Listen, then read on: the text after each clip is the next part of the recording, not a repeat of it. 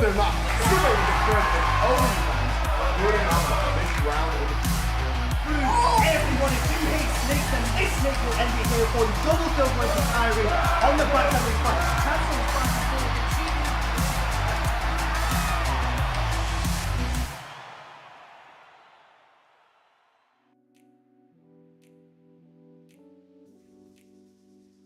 The sun is starting to set over the East Midlands today, and as people are racing home to their families, their kids, their lives, their wives, us gamers have started to crawl out of the shadows to watch 10 of the greatest athletes esports has ever produced battle it out for a chance at glory. Good evening, everyone, and welcome to the UK and Republic of Ireland University Esports Grand Finals Week, Day 3, where we are going to be bringing you all the action from our League of Legends Grand Finals. I'm your host and colorcaster for the day, Dry Salad XXL Salad for short, and joining me is the lovely Ashi. Do you want to introduce yourself to the people at home? Thank you for the wonderful intro, Salad. that was beautiful. That spoke to the hearts of many, I assume. I'm Ashi. I'm assuming. If you guys have been watching for the past couple of weeks, you'll know who I am by now. Obviously, I'm not joined by Bloxer this week. I'm joined by Salad instead, but it's going to be amazing. So I think... Do you have anything No, else yeah, after absolutely. that? I do just want to give a quick shout out to Bloxer, who couldn't be with us today. They did a fantastic job over the last few weeks, taking us through the playoffs, through the quarterfinals, semi-finals, and I have had to step in for today, so I will try my best to emulate that greatness that they were able to bring. Obviously, it is a fantastic feeling for me to be back here casting League of Legends for you guys. If you recognize my face, I do love doing TFT, among other things as well, but we hope to bring you the best that League of Legends has to offer here today. That being said, these two teams have had a fantastic journey to get to where they are today. So before we get into today's best of 5, we want to take you back and look at the bracket that has led to where we are today over these last few weeks. So obviously, Ashi, you have a bit more experience with these teams. If you want to take us through sort of the games that you were able to cast, the games that you saw live. Well, obviously, today we're going to be watching Southampton versus Bath, so Chocolata's Children versus SVGE1. We saw them play this game last week, so we saw them battle it out last week. Bath coming out on top, but Southampton did go on to win their lower bracket game against Sheffield, as you can see there. Bath have been a pretty dominant force in this upper bracket tournament. At the moment, you see going 1-0, 2-0, and then 2-1 against Southampton. It's going to be interesting to see if they can pull out the same performance they did last week. Absolutely, yeah. And of course, unlike some of the other games that we broadcast here at University Esports, there is a bracket reset now. So Chocolate's Children do not get any benefit from having won that upper bracket. So they do come into this with a clean slate. It will just be a clean best of 5. First team to win 3 games takes the crown. Now, that being said, there was a slight infraction that went on behind the scenes before we got onto live today. So the University of Southampton will be starting game 1 with 1 ban less due to a minor timekeeping infraction. So we'll see how that does actually affect the overall course of their game. They'll be playing with a substitute top laner as well. So the way that they are able to maybe bounce back from the mental effect that that has on them could change the outcome of today's games. That being said, we're playing on patch 14.6 today. The patch has been out for about a week now, so we've had a little bit more of a feel of how things are going. Overall, obviously, this was sort of slated as the smolder gutting patch, and we have felt that a lot, maybe not as much as previously expected with the nerfs that were slated. Now, cutting back a bit on the nerves, how do you think this will affect the gameplay that we see today, the team comps, etc., that teams choose to go for? I think obviously we've been on this patch for a week. People have been, they've had time to adjust to it. They've had time to adjust their playstyles, adjust their builds. I mean, obviously we saw a lot of ADC item changes, a lot of the, the Infinity Edge buff and all the changes that pretty much directly were for those crit-based ADCs. And we saw a little bit of it last week. We saw the Jinx, we saw an Ashe come out, everything like that. So I think it's going to be interesting to see if these teams do pick up anything that's been buffed. Obviously we saw some nerfs, big nerfs. We saw Brian nerf, Smolder nerf, as you said, the big one. Of course. Really, another Smolder nerf. Yeah, I mean, the Smolder nerfs, specifically just reducing the sort of effectiveness of that execute, has really cut into his ability to be effective as a sort of backline carry. Obviously, does still have so many tools in his kit that he's not completely useless, but just might not be the same B1 every game Smolder. And then what is the answer? Kai'Sa Nautilus, etc. As well as that, you did mention the ADC items being changed. Mainly Navori and Infinity Edge were the big ones that people were talking about. That, alongside some nerfs, may see these sort of slip over into other roles, top lane, mid lane, champions like Tryndamere. Yasuo and Yone maybe not so much because they don't favor the crit build as much as they used to. But with that being said, we do want to take a quick look at how the two teams are shaping up for today with these rosters. So introducing the 10 players that will be shown to us today. Obviously, for the side of Chocolate's Children, Turbo Tilt, Timmy in the top lane, Maru in the jungle, Akiyama, Mio in the mid lane. If you want to just keep taking us through some of these players, any standout names for you that stick out?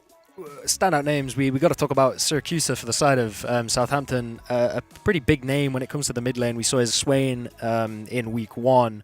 Pretty powerful. He did pick up the Smolder for a game, but on the other side, for Bath, Akiyama, another powerhouse. Last week we saw, as soon as he got his Azir pick, he sort of stomped that mid lane, brought back his sort of not poor performance, but sort of weak performance in the first couple of games. But as soon as he got that Azir, he was able to do that. Obviously, we do have the sub for Southampton in the top line. Ikore going to be picking up the role away from Kasante.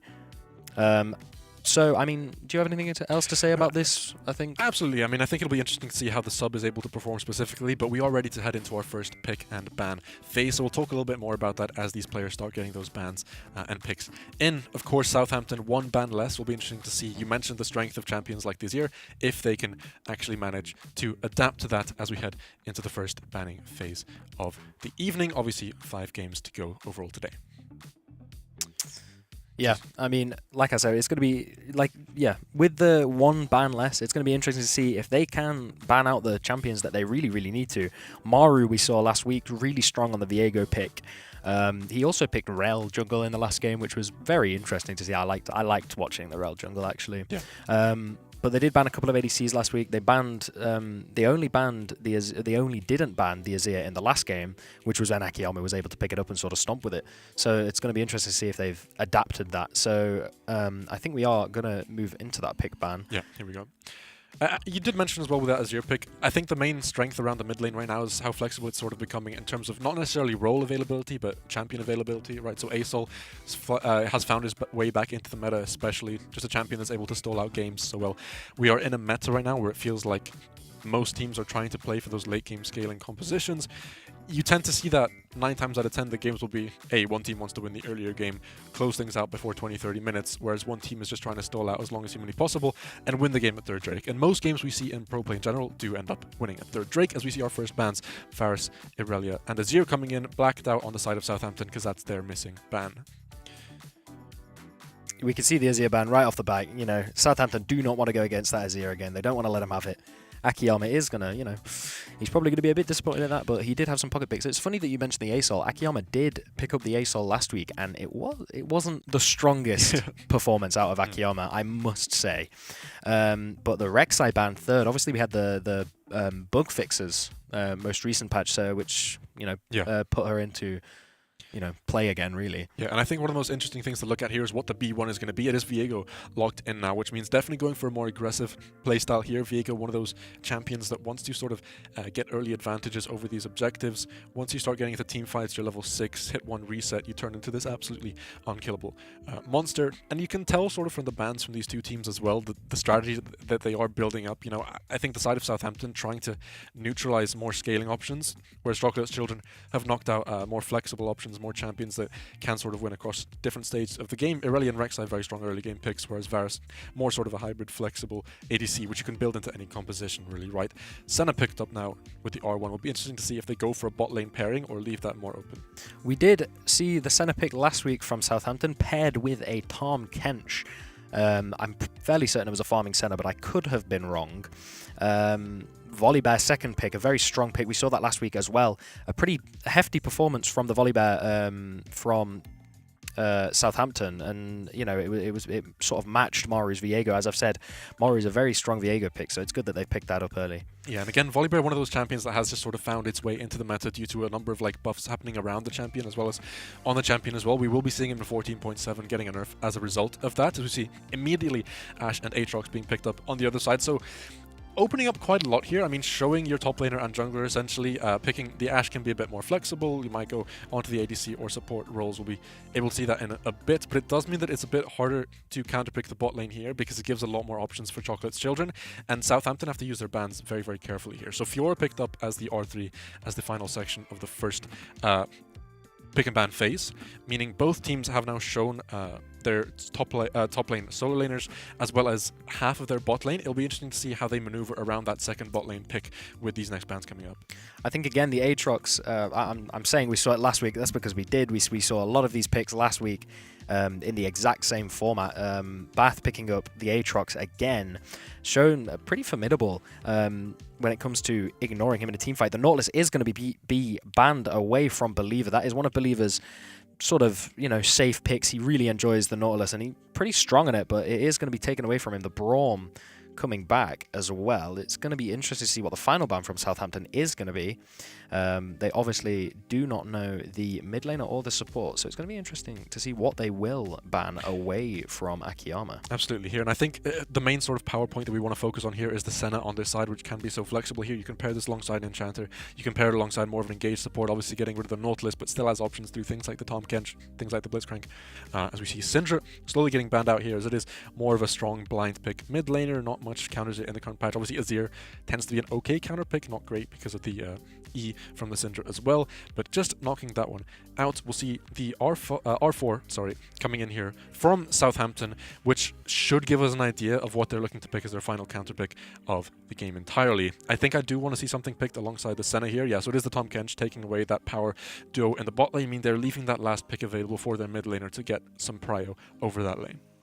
It's going to be interesting to see if Syracuse for the side of Southampton can successfully counterpick and keep himself on top. He does have the Swain available. It's I wonder if we're going to see him pick it, because like I said, that's not a pocket pick, but it's a very popular pick from Syracuse. We've seen it a couple of times, and the Tahm Kench coming out for the Senna, we saw it last week. It was pretty strong.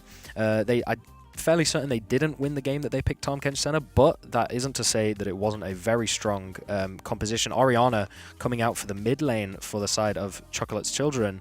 What is their last pick going to be? Yeah, and I think the Orianna here, I do like it in terms of a pick into Southampton's composition. I'm not necessarily sure how it fits alongside the Chocolate's Children composition. When you have a front line of Viego and Aatrox, these aren't champions that aren't necessarily the tankiest in their own right.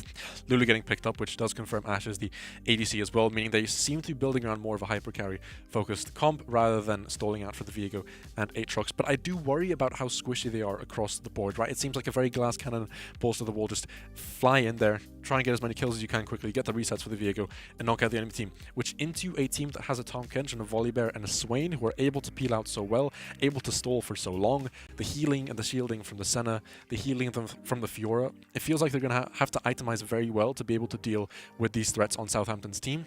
And if the game goes on too long, I do sort of fear for the chances of the Chocolate's Children. Yeah, like I said, the Swain getting picked up by Syracuse, a last pick, very, very strong. I'm surprised that they left it open, to be honest. They banned it a couple of games last week, but it looks like they're confident to play against it. Obviously, Akiyama's going to be taking the Orianna, so it's going to be we're going to be able to see if he can fight Syracuse's Swain, because, like I said last week, Akiyama struggled a little bit in the first couple of games where he wasn't able to play that Azir.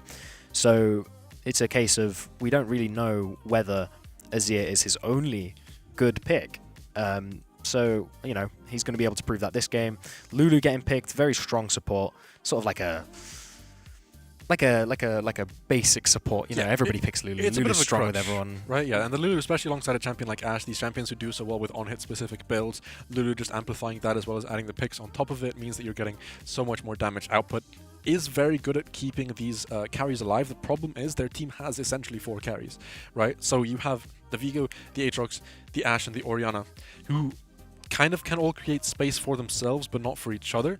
And my main worry with this is that it's going to be a bit too easy for champions like the Volibear, for champions like the Fiora to get onto that backline or to get onto the main carries. And they have a lot more sustain, they have a lot more peel, they have a lot more disengage available to their kit as well. So, from my perspective, I very much prefer the comp that Southampton have put together here. However, I do think that it can come down to a little bit of a skill difference, right? Because if you pilot the champions on University of Bath's team properly, there is definitely an avenue to win this game. It's about making sure you get those early advantages straight, making sure you push through with your glass cannon power, right? So winning the first 5-10 seconds of a fight is very, very important. Looking for picks with the Ashe ult, with the Orianna ult, making sure that you can lock down these main threats before people like the Tahm Kench and the Senna and the Fiora are able to sort of get most of their damage output out and do too much healing, too much shielding, too much sustain over that fight. We saw it last week as well. G-Trax was very, very skillful with his cross-map ults on those global champions. He played Jinx, he played Ashe, and he was hitting a lot of stuff from the base, basically. Enabling a lot of players, especially with the Astral, gets that stun off, they can just dive whoever they want to.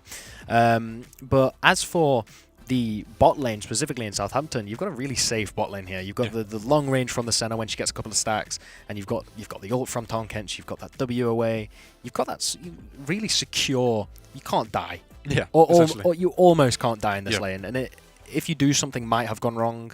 But it's going to be interesting to see, especially how the jungler for Chocolate's Children responds to that. We saw a lot last week. He was very bot side heavy. Yeah. He was very interested in keeping himself in that bot side, getting as many ganks off as possible, and basically just winning his bot lane for them. Absolutely. And I think some positives to take away from this draft, this is going to be a very, very interesting game, right? You essentially have 3 very, very powerful lanes. You have 3 lanes which are trying to make an impact on the game. We're not going to have these boring sort of juggernauts slapping each other top lanes. We're not going to have just like an AFK Yumi Ezreal lane in the bot lane. This looks like a lot of action, this looks like a lot of hype, and this looks like 2 teams which could make a very sort of rambunctious, very quick, very rapid style of game. Now, we will be heading into a very short break, I believe, before heading into our first game. When we do come back, we will have all the action from our first game of the evening, which is of course a best of 5. So don't go anywhere. See you all in a couple of minutes on the Rift.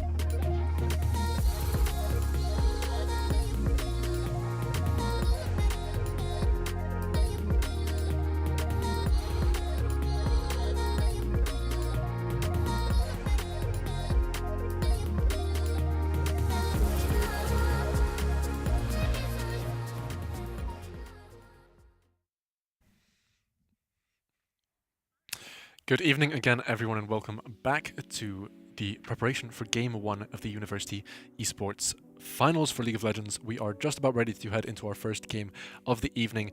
We have a best of 5 laid out for you. Brilliant stuff for you tonight. Obviously, I'm Dry Salad XXL, joined once again by the lovely, beautiful Ash E to my side. I'm excited to get into Game 1.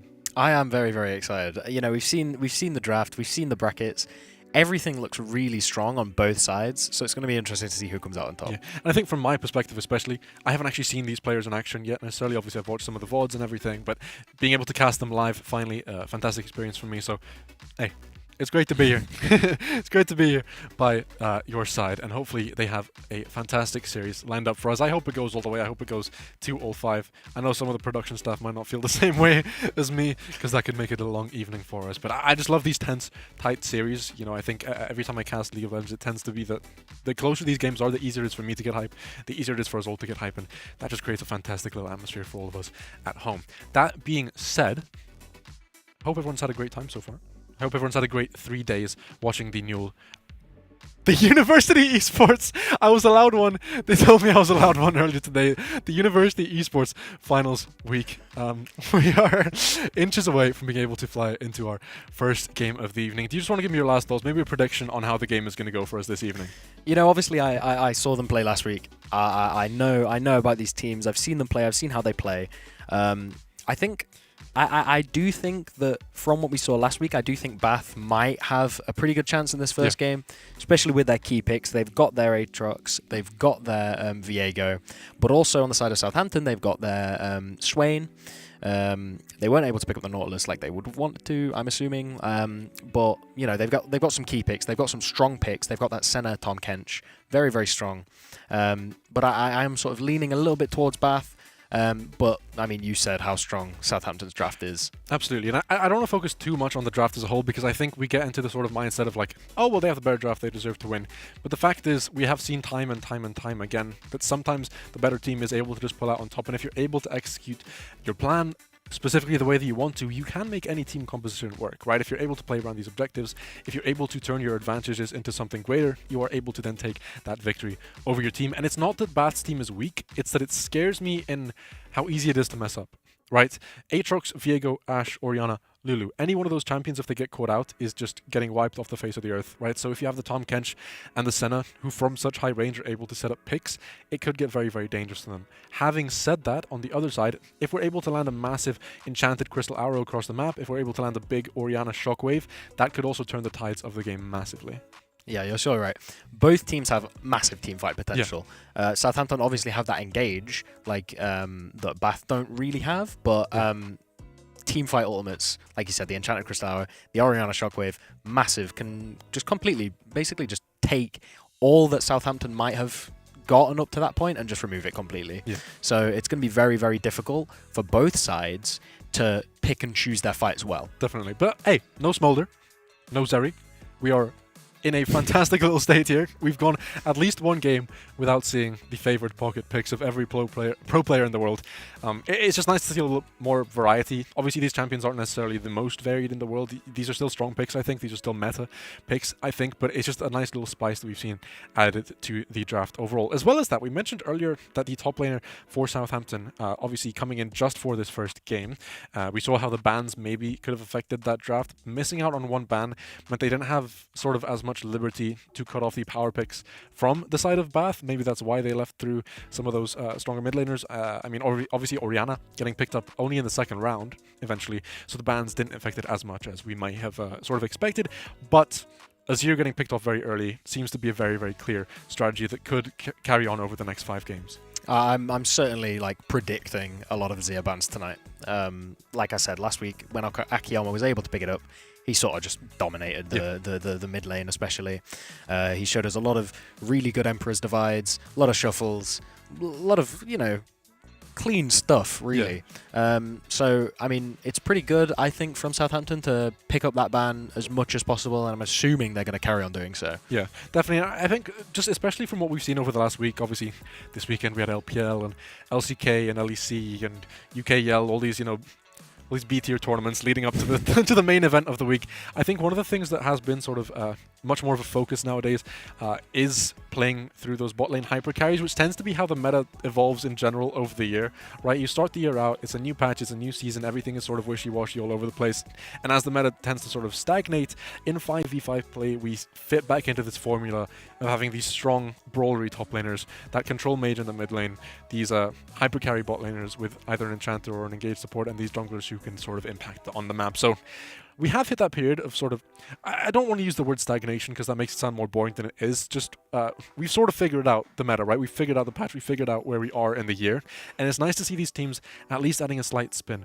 onto those in general. I am also extremely interested to see what could change when the substitute gets rotated out next game. Obviously, bringing back in their main top laner could change for them in general, but if there's any other things you have to add to that, or if we are ready to fly onto the next stage of this. Ready to fly, I think. I think we're ready to fly onto the map for our first game of the evening, so I will see. Oh, sorry, my bad. We will not be flying onto the game just yet. We have some slight tech issues to work through. Absolutely. So, you get to stare at our little faces for a little bit longer. I think we're going to head to a quick tech break. So, look me in the eyes. Don't go anywhere. We're going to come straight back when everything is resolved, when everything is sorted, and we're going to head into our first game of the evening. Stay tuned.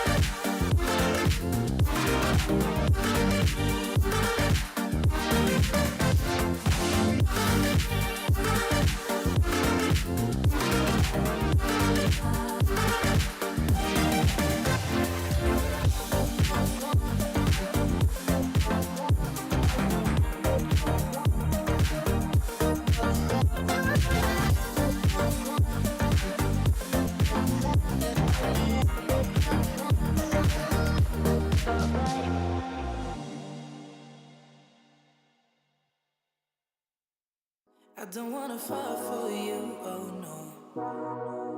But you make it so hard. Watching you dance all night, baby, it's making me fall hard. Trying to take a deep breath, but I just can't control my lungs. Ooh. Trying to hide my cold sweat, but I just keep on talking.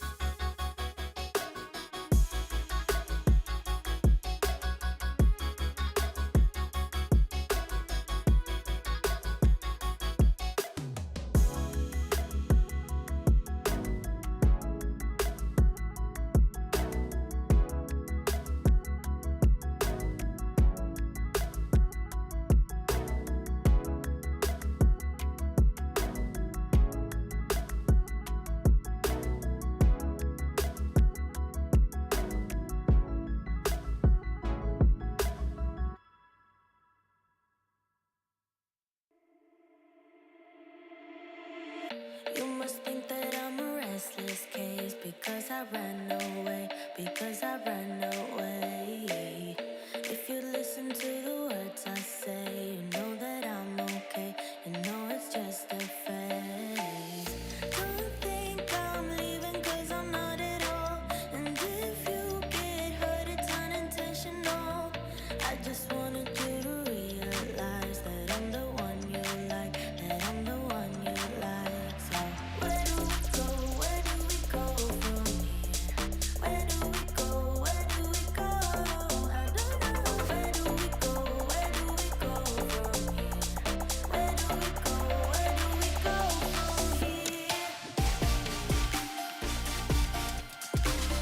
Where do we go? Where do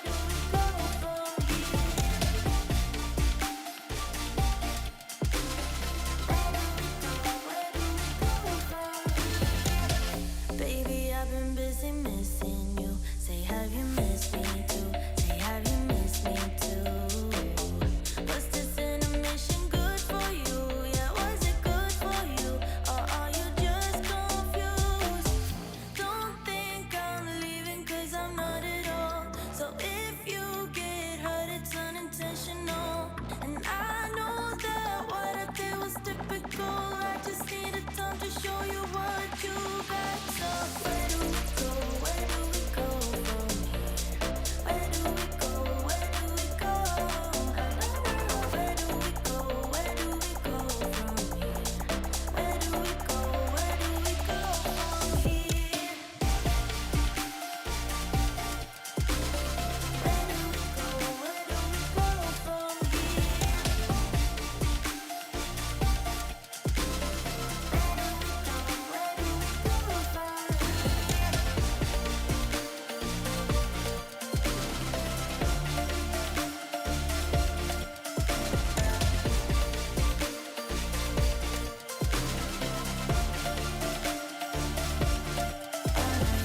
Wanted was a sign from you, telling me you need me here just like I do.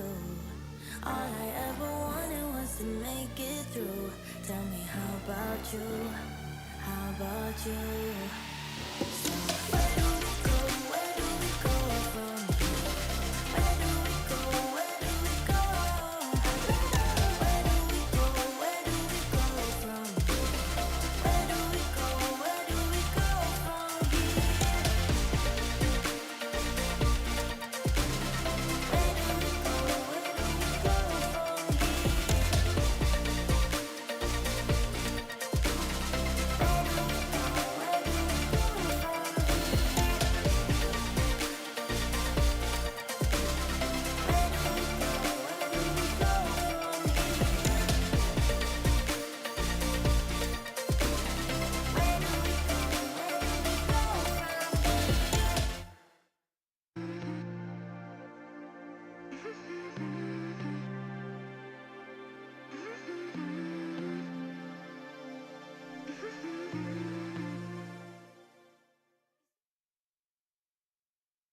Hello everyone, and welcome back to the University Esports UK and Republic of Ireland Grand Final Spring Split.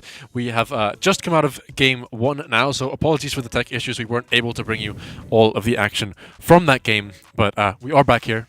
Dry Salad, Ashy, the two beautiful faces on your screen to be taking you guys into the second game out of the possible 5 that we have available for you this evening. Now, we have been told that I believe it was Southampton who took game 1, right? So, as predicted, based on the draft at least, as predicted, they were able to take that first game of the evening, pushing them one step closer to crowning themselves the victors of this split. Is there anything maybe you want to mention? Obviously, I know we didn't see the game, but just a quick little insight into what happened there. I mean, sort of, it's difficult to say obviously without seeing the game, but we obviously had the sub for Southampton, so we can see, looking at a little bit of the scoreboard, we can see that that sub sort of brought a lot of damage and a lot of power to their team. So without that sub, we're gonna have to see how they change their dynamic and how they work differently with a different player. Obviously, Bath put up a pretty strong fight still, even with their sort of, even with the loss. You know, the bot lane was pretty strong, came out on top, and the mid lane as well. But it was just sort of that top lane power from the Fiora. Definitely. And I think once we head into the second draft of the day, we did mention, of course, the substitute, how that might impact the way that they select these champions overall. I think you said the substitute ended the game with most damage, right? Ended the game with quite a strong KD. So putting in a performance like that, and in theory bringing in a player who should be better now, right? A player who's more cohesive with the team, a player who has more experience with the team, and a player who has more practice just in this environment. You wonder if that will boost Southampton to taking the next 2 games cleanly, or if Bath can bounce back and find a way to actually take those games off of their opponents. I do want to see something change in the draft for Bath overall. I think maybe it was a bit cocky, it was a bit greedy, it was a bit of like, we want to flex our skills on these champions moving forward.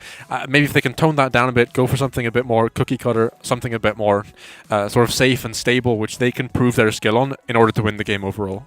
Yeah, I mean, you seem to like favour the Southampton sort of draft a lot more than the Bath draft, which is, you know, obviously it's proven to be a pretty correct assumption. So it is going to be interesting to see how they do switch their draft, if they switch their draft, and if not, how are they going to answer what Southampton has to bring to the table this time with the second draft.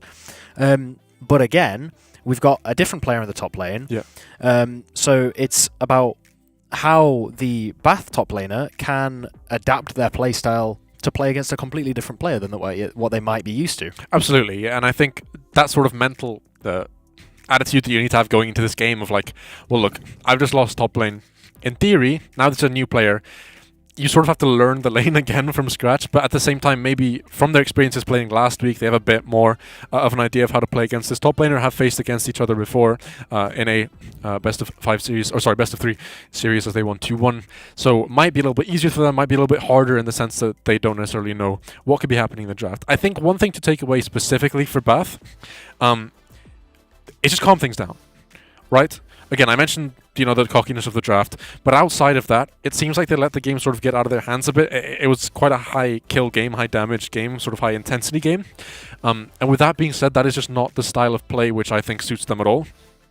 If they were able to capitalize on the team that they had drafted, maybe that would have been better for them. I like that at least they tried to sort of play aggressive given what they were given in the draft, but if they're going to do that, they have to be able to prove that they are able to execute that draft, which they weren't able to do in this first game. It's not necessarily that I just favor Southampton's draft, which I do. I definitely do. But at the same time, it's about playing to your strengths, it's about playing towards your advantages, and at this point in time, Southampton were able to do that better. And I think carrying this over to the second game, this has given them a great start and a great sort of platform to build upon for future games. I think as well, you have to consider how much a loss or a win can change the mental game. Yeah. So obviously, Bath are going to be a little bit, hit in the stomach with that loss. They're going to be thinking, we need to do differently. We need to do better. Southampton, on the other hand, are going to be like riding off the back of that win. They're going to be confident. They're going to be more confident going into game 2 now that they have won that previous game. Yeah. And they're going to be thinking, we need to do that again. We need to do that again 2 more times. Close this out as early as possible. And it's going to be difficult for Bath, especially now that they have lost that first game. They are going to have to keep their mind to that game instead of the sort of dipping into the we've lost, we lost the game, we need to do better. Obviously they need to do a little bit better. They need to switch things around a little bit, but they need to not get in their heads about it. Definitely. And I think when you mentioned that mental aspect, specifically at this level of play, it can be such a hard thing to focus on because, you're not a professional player. You don't really have the same level of training, perhaps mentally, physically, that some of these professionals would. So when you're in a position like that, you get put behind, you're on the back foot, you're not really sure how to move forward. It's about making sure you stay composed in an environment where it might not be the easiest to do that, right? One player loses their head, suddenly the entire team collapses, and in a 5v5 scenario like this, the team that has the better chemistry tends to be the team that comes out on top, right? The team that's able to work as one cohesive unit, the team that's able to control various points of the map tends to control the game overall. Yeah. I mean, definitely, you say if one person of the team sort of loses their mental, a lot of people can follow. It breaks up the team completely. But I mean, with that, we are going to go straight into this draft for Game 2, which I am very, very excited to see. Who do you sort of, before we do the draft, who do you favour for this draft? Yeah, so I think one of the main things to focus on here, straight from the get-go, is that there is no side swap, right? So I believe University of Bath have chosen to stick with blue side, meaning they do seriously value having that B1 selection, as you're getting banned out instantly, having that extra ban now available. But you mentioned they have so much priority on that Azure ban. As you mentioned, at this level of play, getting rid of those pocket picks, getting rid of those sort of OTP champions can be so impactful because the players' champion pools just aren't as big as a professional, for example. That being said, very similar bans so far. We have seen the volley break get taken away. Obviously had some quite good impact in the last game, so just trying to neutralize that selection as well. But my main sort of point of interest will be what they choose to do with that powerful B1. That is going to be what we're going to be looking for when it comes to it. Obviously, we can't go without saying or emphasizing the player swap for Southampton. Obviously, we got Cassante now, who is their player that we've seen, the Vayne for Timothy. The Kaiser, going to be swapping that out. So it's going to be interesting to see if they what they do pick into that Kaiser first. But yeah, like I was saying, they have Cassante now instead of the substitute. They are going to look to maybe pick up their Aatrox sort of away from Timothy. Yeah, interesting that Bath did definitely have quite high priority on that Aatrox in the last game. I think it was Viego, then Aatrox that they picked in their first and second rotations. So pulling that away from them, you're sort of now neutralizing two separate lanes, right? So the Yone is banned out for the mid and top, the Azir is banned out for the mid lane, the Aatrox taken away from the top lane.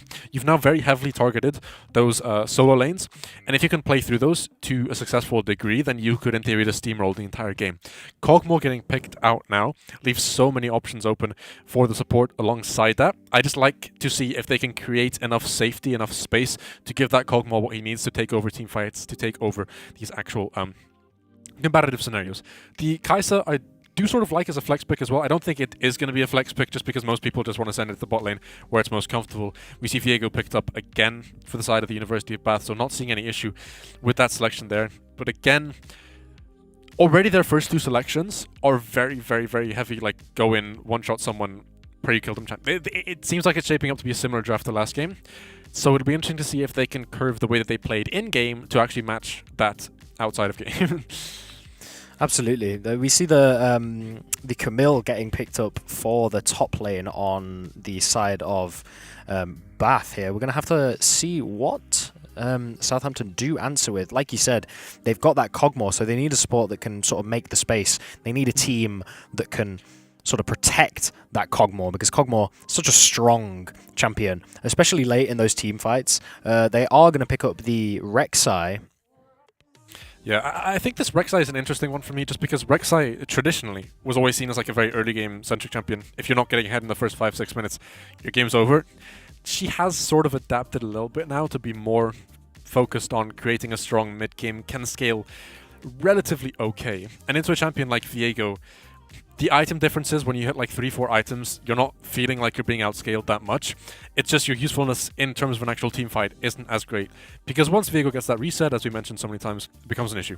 Bans coming in now very important. So getting rid of Orianna and Nautilus creates a lot of safety for the Kog'Maw because they don't have those massive game-changing ultimates. On the other side, Braum just pairs very nicely with Kog'Maw and Rek'Sai because of the very instant stun capacity. And Swain as well, obviously very potent in the last game.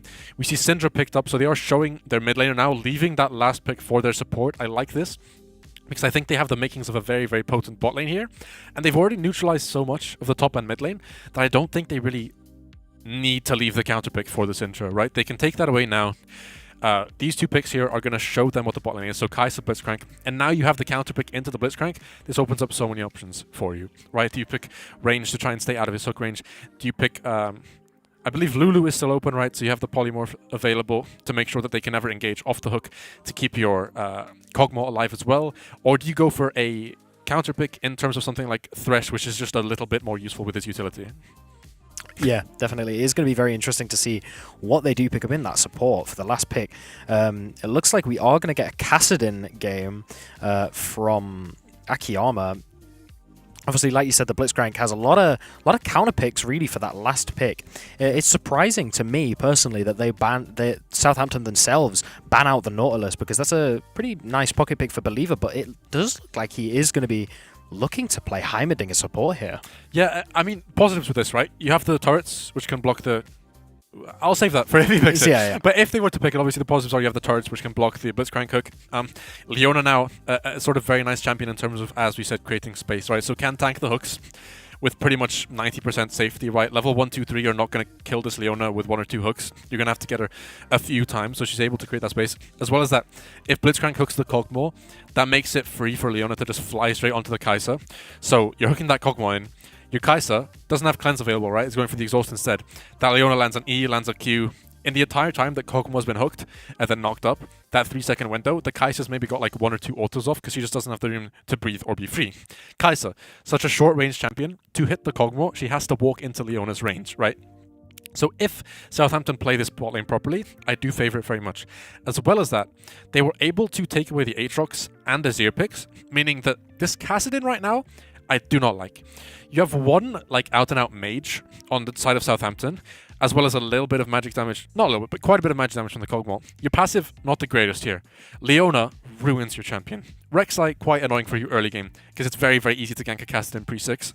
And Aatrox is always going to out-sustain you in team fights. This Kassadin feels like he's going to have a very, very rough time. Yeah. I think taking away that Azir seems to like sort of get into this guy's head a little bit. I think taking away the Azir just feels like it almost shapes the entire draft ahead of these players, and I worry for how this mid lane could affect the overall game. But I don't want to caster curse or anything. I want to see how they play. If we see a good Kassadin game, hey, I'll hang my head in shame.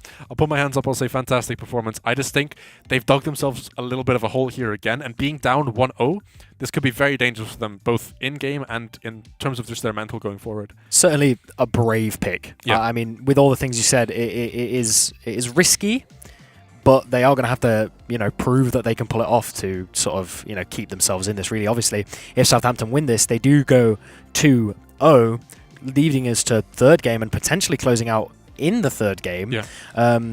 So there's always that danger. Yeah. There's always that possibility that this is the game. This is the sort of game that decides the mental for the rest of that game. Of course. Because if Bath win, they are going to be able to come to 1-1, which gives them that push. That gives them that, oh my god, we're still in this, we're fine.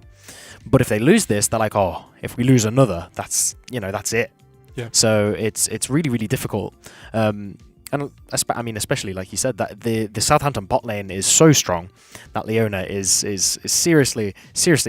You kind of do anything as Leona. Absolutely. You go where you please. I know that's Mundo's line, but it works for Leona as well. Yeah, and thinking about it from a logical perspective, right? What do they have that deals with Leona? Really, Blitzcrank.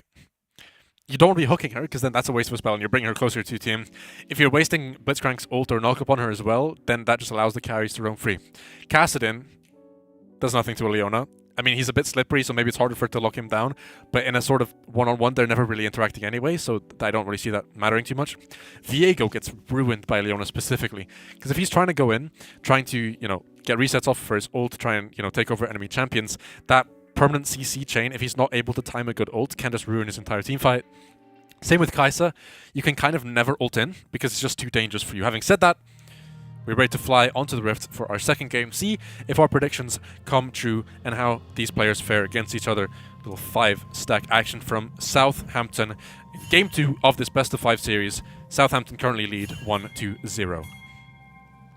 Minions have spawned. Looks like Southampton are just looking to sort of, divide themselves, keep themselves in their blue side, protect for any sort of little shenanigans that might be going on from the side of Bath.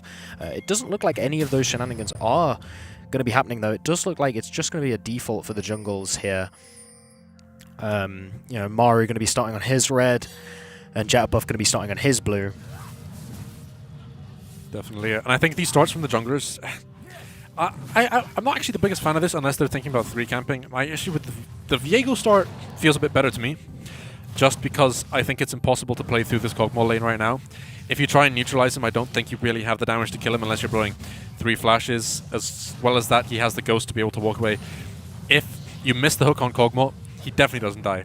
If you hit the hook on Kog'Maw pre-level 2, and he has Flash and Ghost available, you're never killing him anyway. And I think Leona can also create so much space, so that getting tanked down to about 40% HP here. I think she was hooked off camera. It looks like that might have been the case. Believer is, pretty safe. Not going to die. Not going to do anything along those lines. Doesn't have to blow any of the summoner spells. Is going to get hooked again. Snow is going to have to blow the flash. Believer is going to pop the exhaust onto G-Trax just to sort of deny anything that might have happened. Snow really low there. Yeah, you feel a little bit for Snow there. Obviously wanting to delay the flash. He thought maybe he could outmaneuver, sidestep the hook, but getting the flash out of the Blitzcrank feels a little bit okay. Maybe he does have the Hex Flash still available, so you are down summoners in that lane. As well as that, the exhaust from Believer coming out really, really late, so it didn't actually change anything in the trade that they took, so that was quite a waste. Not the highest cooldown summoner spell, but some action could be happening in the top lane here. Jetpuff is going to be looking to gank with the E coming in, taking a lot of damage to Timothy Chan. Timothy Chan does not look like he's going to fall. Kasane is going to flash, taking a lot of damage though. First Blood is going to go over to Jetpuff for the side of Southampton. Maru is going to get really, really low, but is going to be able to get out. Are they going to chase? Jetpuff is going to carry on chasing, is going to flash and pick up a second kill for Southampton really early. 3 minutes in, we've got 2 kills on the side of Southampton onto Jetpuff. Has that bounty, is going to be trying to pick up this blue buff as well. Timothy Chan is not going to let that happen though, along with Akiyama.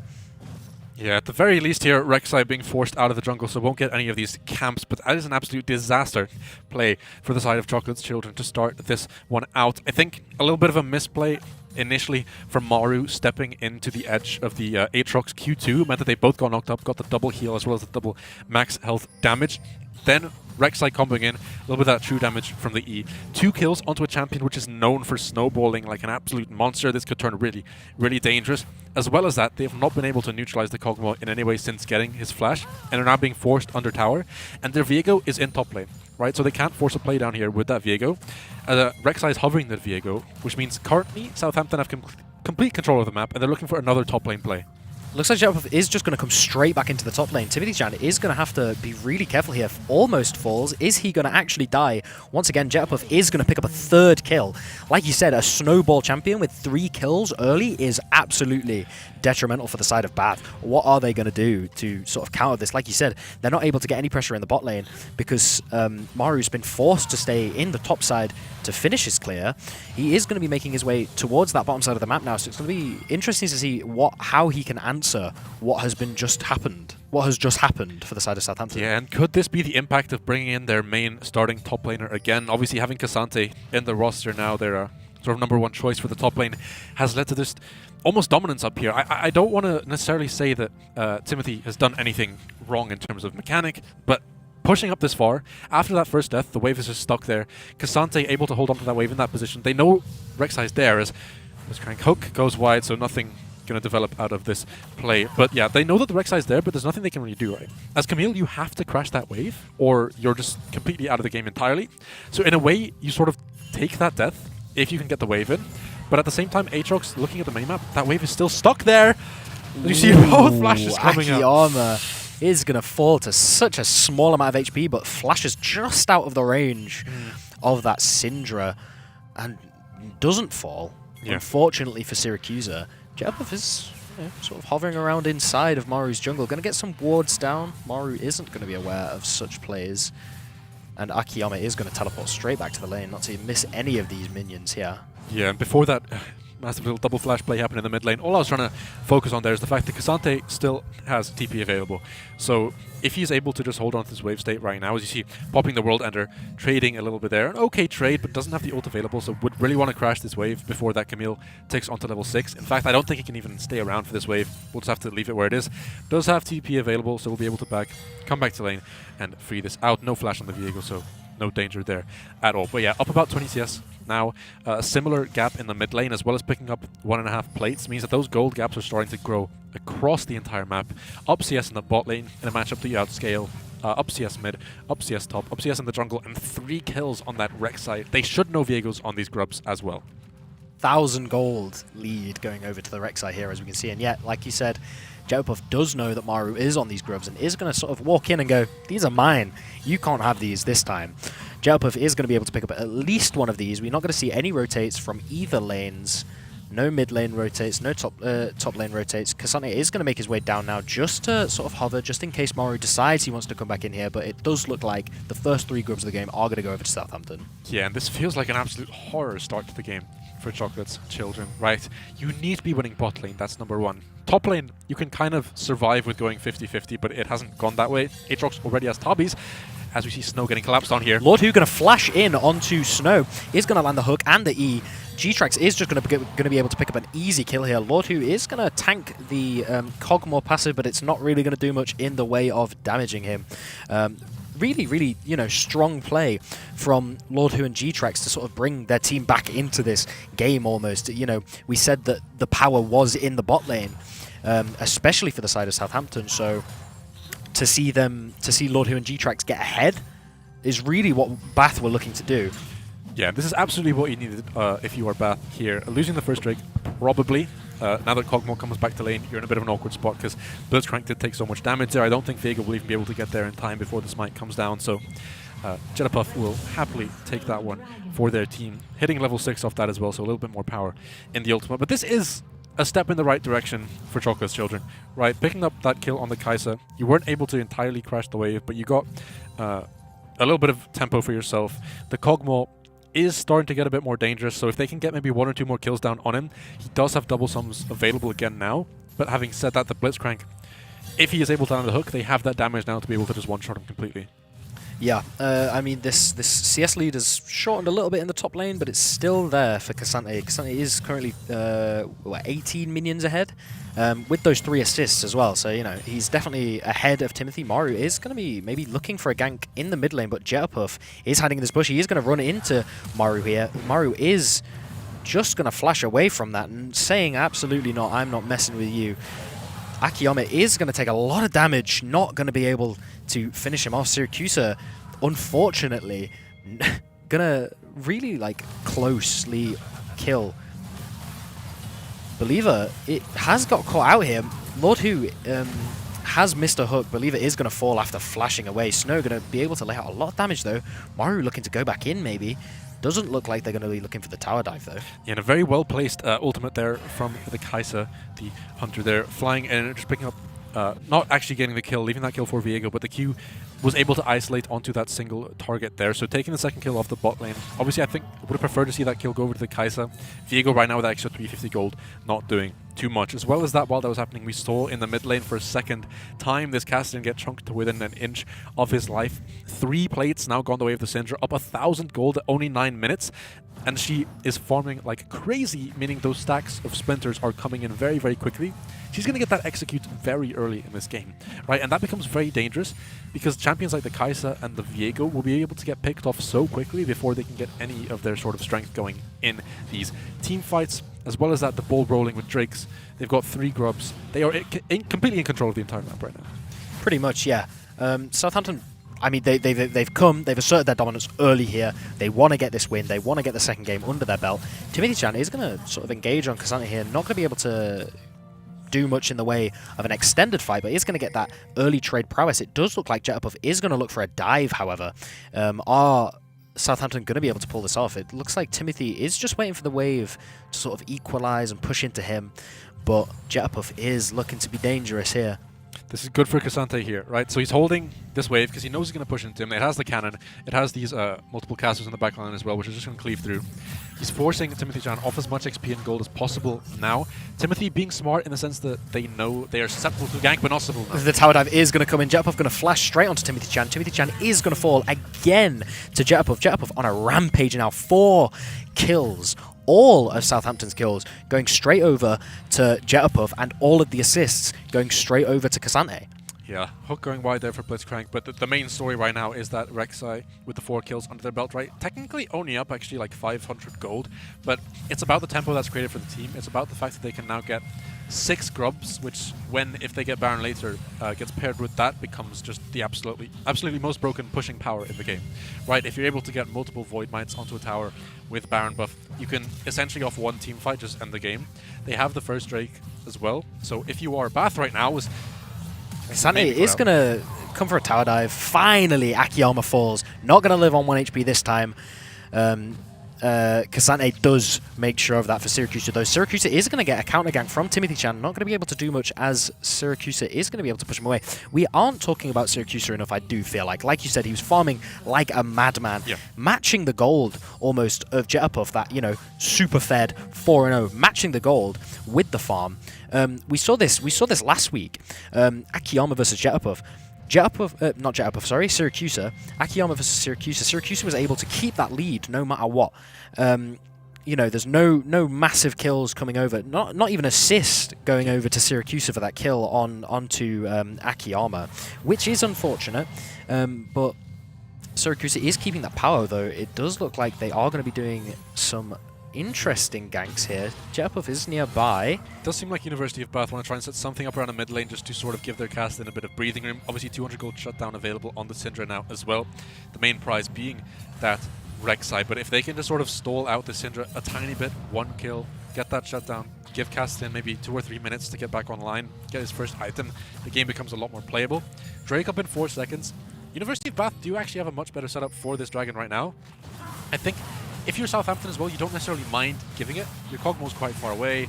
The Rek'Sai has a huge shutdown on his head, so there's no point griefing that away for the sake of 1 cloud. And Bath do not have soul pressure just yet. It'll take at least 15 more minutes to get that soul.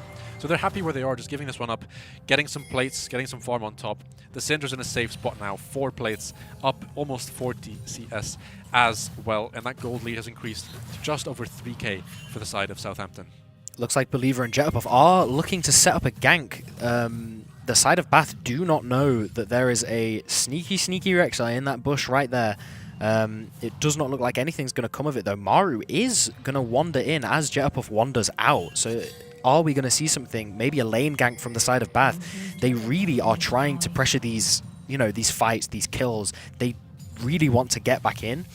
Lord Hu obviously has that hook available. Is he going to be able to land a hook onto Snow? Preferably. If he lands a hook on Believer here, I don't think it's the worst. It is not going to come to, though. Maru is just going to back out. But Bath need to wake up a bit here. I mean, look at what's happening to them on the map, right? Mid tower drop, top tower drop. They're going to get Herald for free now. As much as Herald isn't as strong as it necessarily used to be because you can't use it to take down plates, they don't care. They got the 5 plates mid. They got the 5 plates top. This is just an added bonus for them. That gold lead within the space of about 30 seconds has gone up to 5k, right? So it's grown by 2,000 off a play which they sort of decided to make by sending their jungler down into the bot lane. And now Rek'Sai will pick up that Herald and has a full clear waiting for him, meaning he didn't even waste any time on that play. The Syndra so far ahead without even a single kill or assist to her name. Yeah, you are right. Syndra going to be able to pick up the Ludens. Lord Hu going to miss a hook onto Believer. Very unfortunate there. It's difficult to say where this bot lane is going. Like, in the draft, we were very much looking at the bot lane to be sort of the powerhouses of this game, but it hasn't gone that way whatsoever. And it goes back to what you said. You can't predict what happens in these kind of games. Maru is constantly hovering this bot lane, but isn't really able to make anything happen at the moment with the wave state. Lord Hu just going to get some vision control. And, you know, he can't really be in his top side at the moment with the priority that Cassante has brought with the destruction of that tower and the pushing onto Timothy Chan. Jetterpuff just kind of lays rain to Maru's jungle. And this is something that we both touched on in draft as well, right? Was this priority that they gave to the top and mid lane in the draft, right? Which gave them the ability to sort of create this game state. I think, first of all, banning out the Azir seems to be, as we see, actually a gank being set up to try and get... Lord Hu is going to flash in, going to get knocked just sideways, not going to be able to pick up the kill. Lord Hu is going to fall to Syracuse. Syracuse is turning the gank. Maru is also going to fall. A double kill for Syracuse. Cassante is going to TP in behind Akiyama. Akiyama might be able to get out with the Kassadin ult. Very, very strong escaping ult. That, in the way of Bath, I think that went terribly. Yeah, an absolute disaster in the end from what they wanted to do. I don't think they have what it takes to catch this cast in here. He actually only has 2 more casts of his ult left with the mana that he currently has. And Rek'Sai does land the ult as well. No more mana left to get out. Rek'Sai, Jetterpuff is going to pick up a kill with the amount of damage coming out. Is Timothy Chan going to fall as well? He is. Cassante is just going to destroy. But yeah, I think we need to go back, turn back the clocks 30 seconds and talk about that mid-fight. Unless we see something come out from Lord Hu here. Lord Hu is going to Hex Flash straight into the face of Believer. Hooks, E's, ults. Believer looks to fall here. G-Trax is going to pick up a kill. The Ignite doing a lot of damage in the way of Believer. Believer really didn't want to fall there, but he had no real choice, and Snow is going to have to be be forced back to his tower.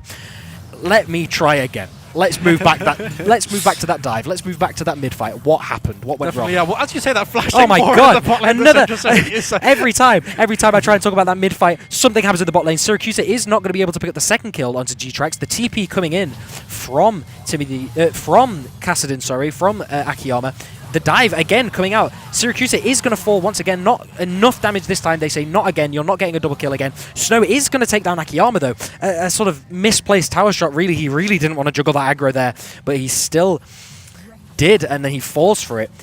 What is going on here? Okay. So much has just gone on in the last minute or so. Let's break break it down. like very key moments, right? The mid play happened forced by the side of Bath. That went terribly for them. They lost 2 members. Did get the shutdown, but it was overall a losing trade, right? The chase then ensued. 2 more members dropped. Suddenly a 4-for-1, absolutely disastrous. They then forced the bot side play, which goes a little bit better for them, right? So Blitzcrank forced the mid lane play, griefs a little bit, dies, goes back to base, goes bot. Lands the hook on Leona, they get the Leona, they then force a follow-up dive. Syndra ends up giving up 2 shutdowns in essentially the same fight, right? So they got 900 gold off that. But at the same time, Chocolate's Children lost the equivalent of 5 members in the course of that entire sort of exchange, right? So mid lane to top lane to bot lane.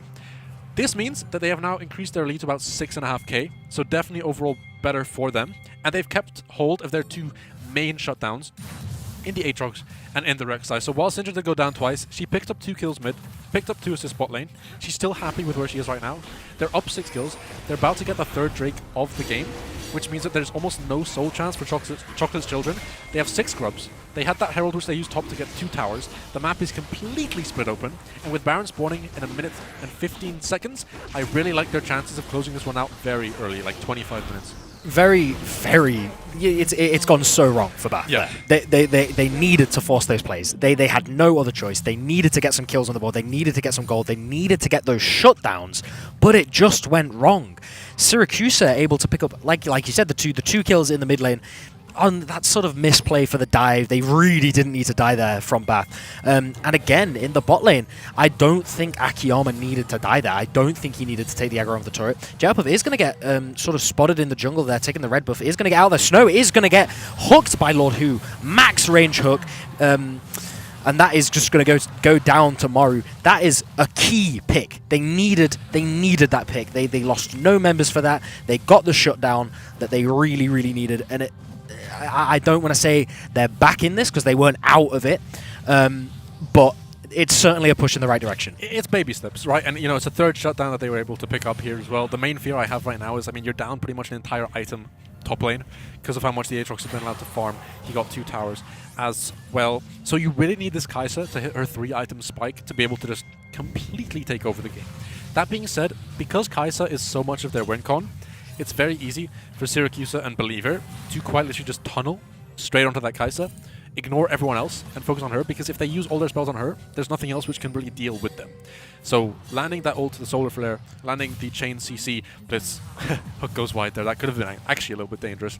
But if Believer and Syracuse can get onto the Kai'Sa, then I think that just wins them the fight immediately.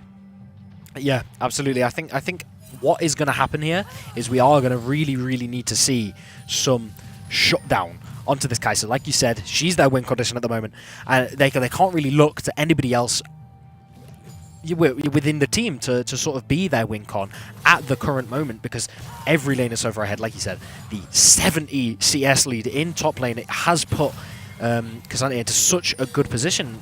Timothy Chan is going to force a flash out of Jetpuff. Very, very interesting. Jetpuff did not want to get caught by Timothy Chan there, and in turn Lord Hu. He is going to still play very aggressively around this Baron here.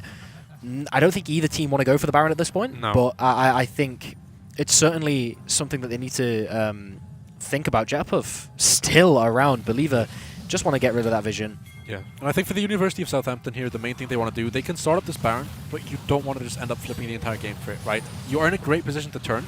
The good thing for them is they have Castin in the bot lane, does have TP available, doesn't really have any great angles to TP in from. We do see Timothy Chan finding a little bit of an angle on the outside. We'll be focusing on these TP flanks as Blitzcrank flashes in. Believer is going to get caught by straight onto Timothy Chan. Timothy Chan is going to fall, but not before Jetupov is going to fall. Lord Who is going to pick up a kill onto Believer. G-Trax is going on a rampage, killing the Syndra there. Double kill coming out from G-Trax though.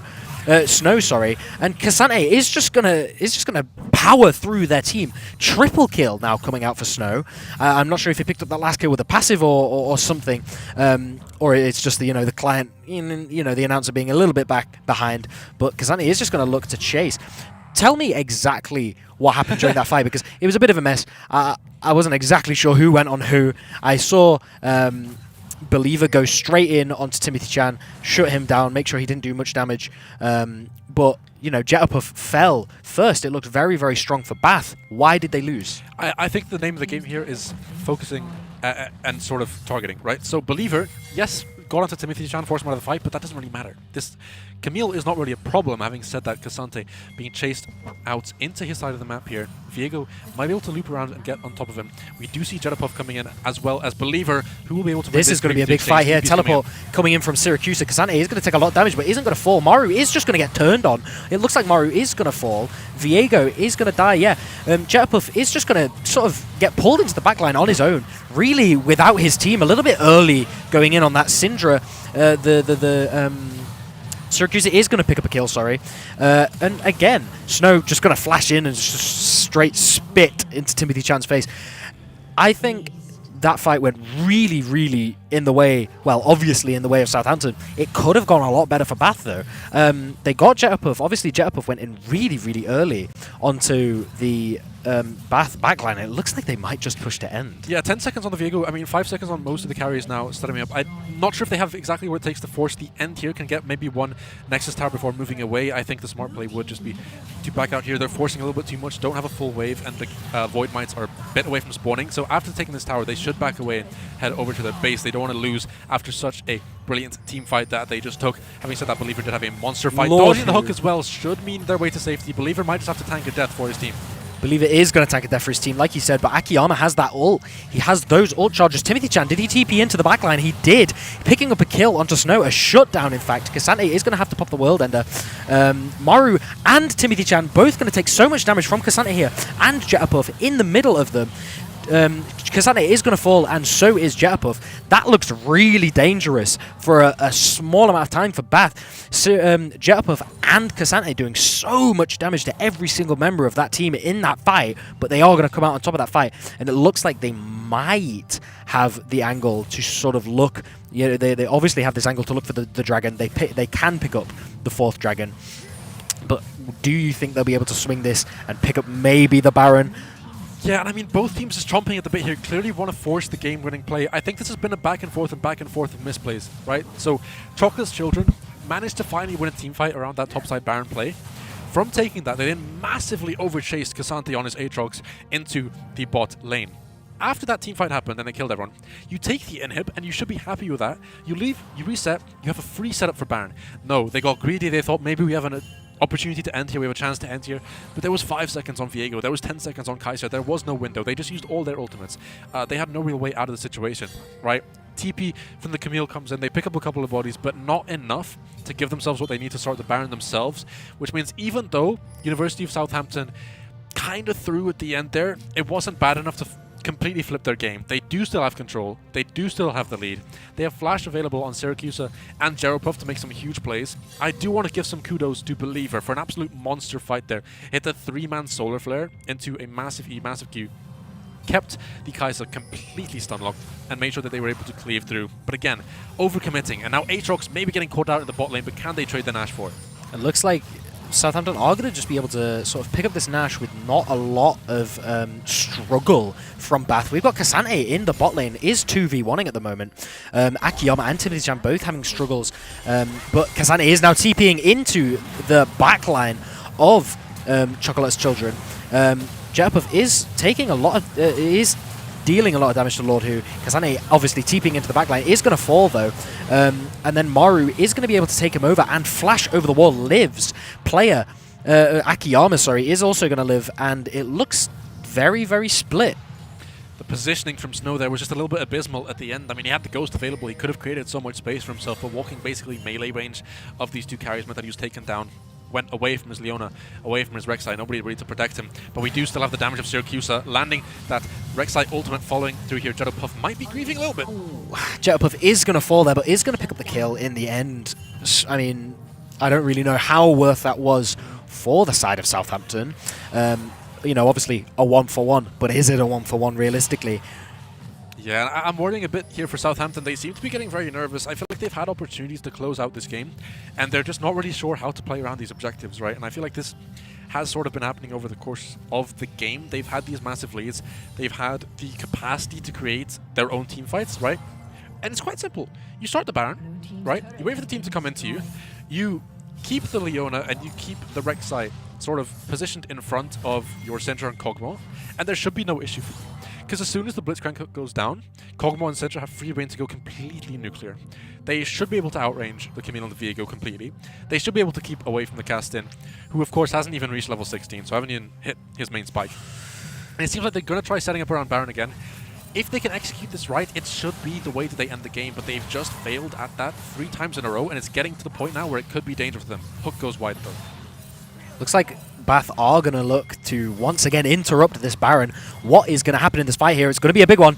The 5v5 here. Maru not... The Solar Flare is going to miss from Believer. No Leona ult coming into this fight. Maru is gonna look for an engage. Lord Hu running straight into Believer there. Going to get caught out. Lord Hu is going to fall. A little bit of an interesting one from Lord Hu. Believer is going to fall though. So and G-Trax also just not able to pick up enough damage, and Southampton are just going to dominate that fight. Snow with a lot of damage coming out. Cassante with the World Ender. Missing the Solar Flare originally looked very, very bad for Southampton. Teamfight ultimate gone completely. But Lord Hu ran straight into the center of their team and, you know, paid the price for it. It looks like Southampton are just going to be able to finish out the game. We zoom in on Cassante on his Aatrox, the World Ender, marching his way to victory in this game too. Syracuse, they're TPing to the bot lane to make sure they could carry that wave straight into the tower. University of Southampton have made a statement today, taking the first 2 games of the evening, and they are racing towards being the champions of University Esports. Any thoughts? I mean, it looks like Southampton... off the back of that first win, they're definitely confident. They're definitely coming into that, and they really just want to close this off in the 3rd game, and that is what they're going to be looking to do. And it looks like Bath really struggling. I mean, you said their draft was a little bit weaker, their draft was a little bit risky to say that they lost that first game, and I mean, especially the Kassadin. We didn't see the Kassadin performance that we could have seen, but we saw a very, very strong early game for the jungler on the side of Southampton. We saw a lot of kills going on to Jettopuff, especially in that top lane. Cassante getting a lot of assists early, 4 actually, before any of the kills were on the side of Southampton. Yeah. So I definitely think I want to focus on that sort of top side 3 that you mentioned of the Aatrox, the Syndra, and the Rek'Sai, right, who pretty much created this atmosphere that they were able to play through. Obviously, Kog'Maw and Leon in the bot lane weren't doing badly, but they just had to, you know, play their role, sit under tower, not die 20 times, and that's what they did, and they were able to be safe. The Syndra absolutely dominated in the mid lane. It is quite an easy and straightforward matchup for them, but at the same time, getting that massive gold lead, 4 plates on her own before finishing the tower, as we will head into some replays from that game just to see where the sort of key breaking points were. But massive props to the 2 solo laners on their side. Absolutely. Yeah, I think it's very, very difficult to understand exactly what wrong as we go into the fight here. You know, we see the shutdown coming onto the Rek'Sai very early into the fight looked really good for the side of Bath, and you know, it proved right. However, Cassante just had such strong fight. Yeah. Snow as well, picking up a kill with his passive, and then you know, you say they got really greedy here. Talk to me about it. Yeah, absolutely. This was the overstay. I mean, we could kind of tell that once they got that inhib, the timers were way too short for them to stay here. Maybe weren't aware about the Camille TP, but even then, this could have been a massive, massive breaking point for them, right? As soon as the Camille flies in on the backside here, picks up Snow relatively quickly. I think ignore the Cassante, ignore Aatrox being played by Cassante at this point, and they could have had Baron for free, but in the end they ended up overchasing a little bit too much, meant that they lost a member on their side as well. Cassante getting taken down as well as Jetto Puff, but it meant that they didn't have their jungler or top lane to be able to actually take the Baron. And then the ensuing fight was a massive win at Nash, where 4 people stayed alive, Believer sacrificing themselves in what was a very well played team fight from them. I think that was what they had to do in the previous fights, right? Believer stepped up very much near the end of the game there, because I think there were one or two fights where they weren't necessarily doing their job in terms of protecting the carries. The first Baron fight, where Kog'Maw got the triple kill, where it seemed like maybe Bath were finding a way back into the game, I think that was mainly just a positioning issue, which once they fixed, you could tell the fight was way more one-sided, right? And if they can sort of iron out a few of the kinks in their armor, I think that Southampton could take a very quick 3-0 here, because the way that they're playing the early game is fantastic so far. Maybe some slight issues around bot side, but top jungle mid, they had complete control. There was never a point where I thought, these guys might be in trouble, these guys might be falling behind. It felt like they were dominating the game. I think in this third game, we are going to have to look at the drafts. Yeah. I think the drafts are the most important thing, and Bath really, really can't go with another risky pick. Yeah. If they lose this game, they're out. If they lose this game, that's the end. Definitely. They can't go with another risky pick like we had with the Kassadin, and you said it was a risky pick, and it didn't pay off. They didn't really perform with it. Yeah. Definitely. That being said, we are ready to head into a short little break. When we come back, we'll have all the action from the third game of the evening, whether that means that Southampton are taking home the title with a 3-0, or if Bath can claw their way back into this championship. Don't go anywhere. We'll be right back.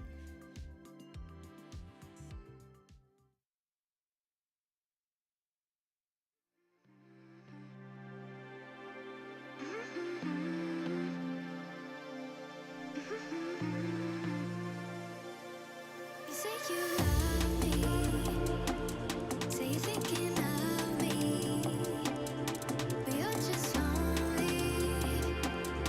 Tell me I'm special, but to you I'm anybody. To you I'm anybody. To you I'm anybody. To you I'm anybody. To you I'm anybody. To you I'm anybody. Say you love me. Say you're thinking of me, but you're just lonely.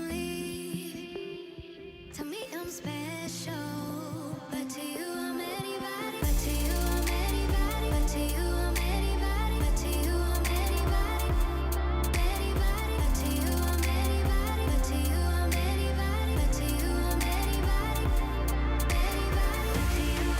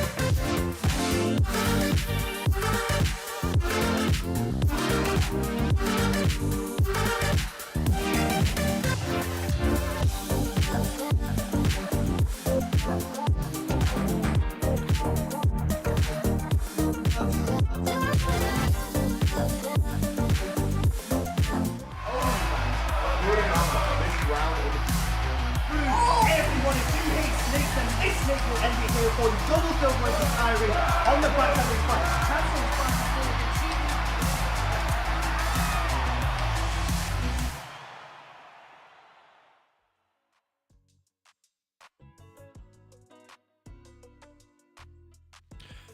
Hello, everyone, and welcome back to the University Esports UK and Republic of Ireland Grand Finals week. We are just about ready to fly into the proceedings of our third game of League of Legends this evening. Currently, the University of Southampton leads 2-0 over the University of Bath. Once again, I'm Dry Salad XXL, Salad for short, joined by the ever-lovely Ashi.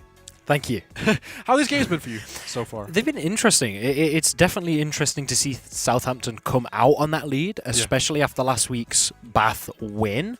Bath were very, very confident coming off of the end of that win. We had an interview with Maru, their jungler, in which he said that they were certainly confident that they could pull this out, but they're falling behind. They're 2 games down.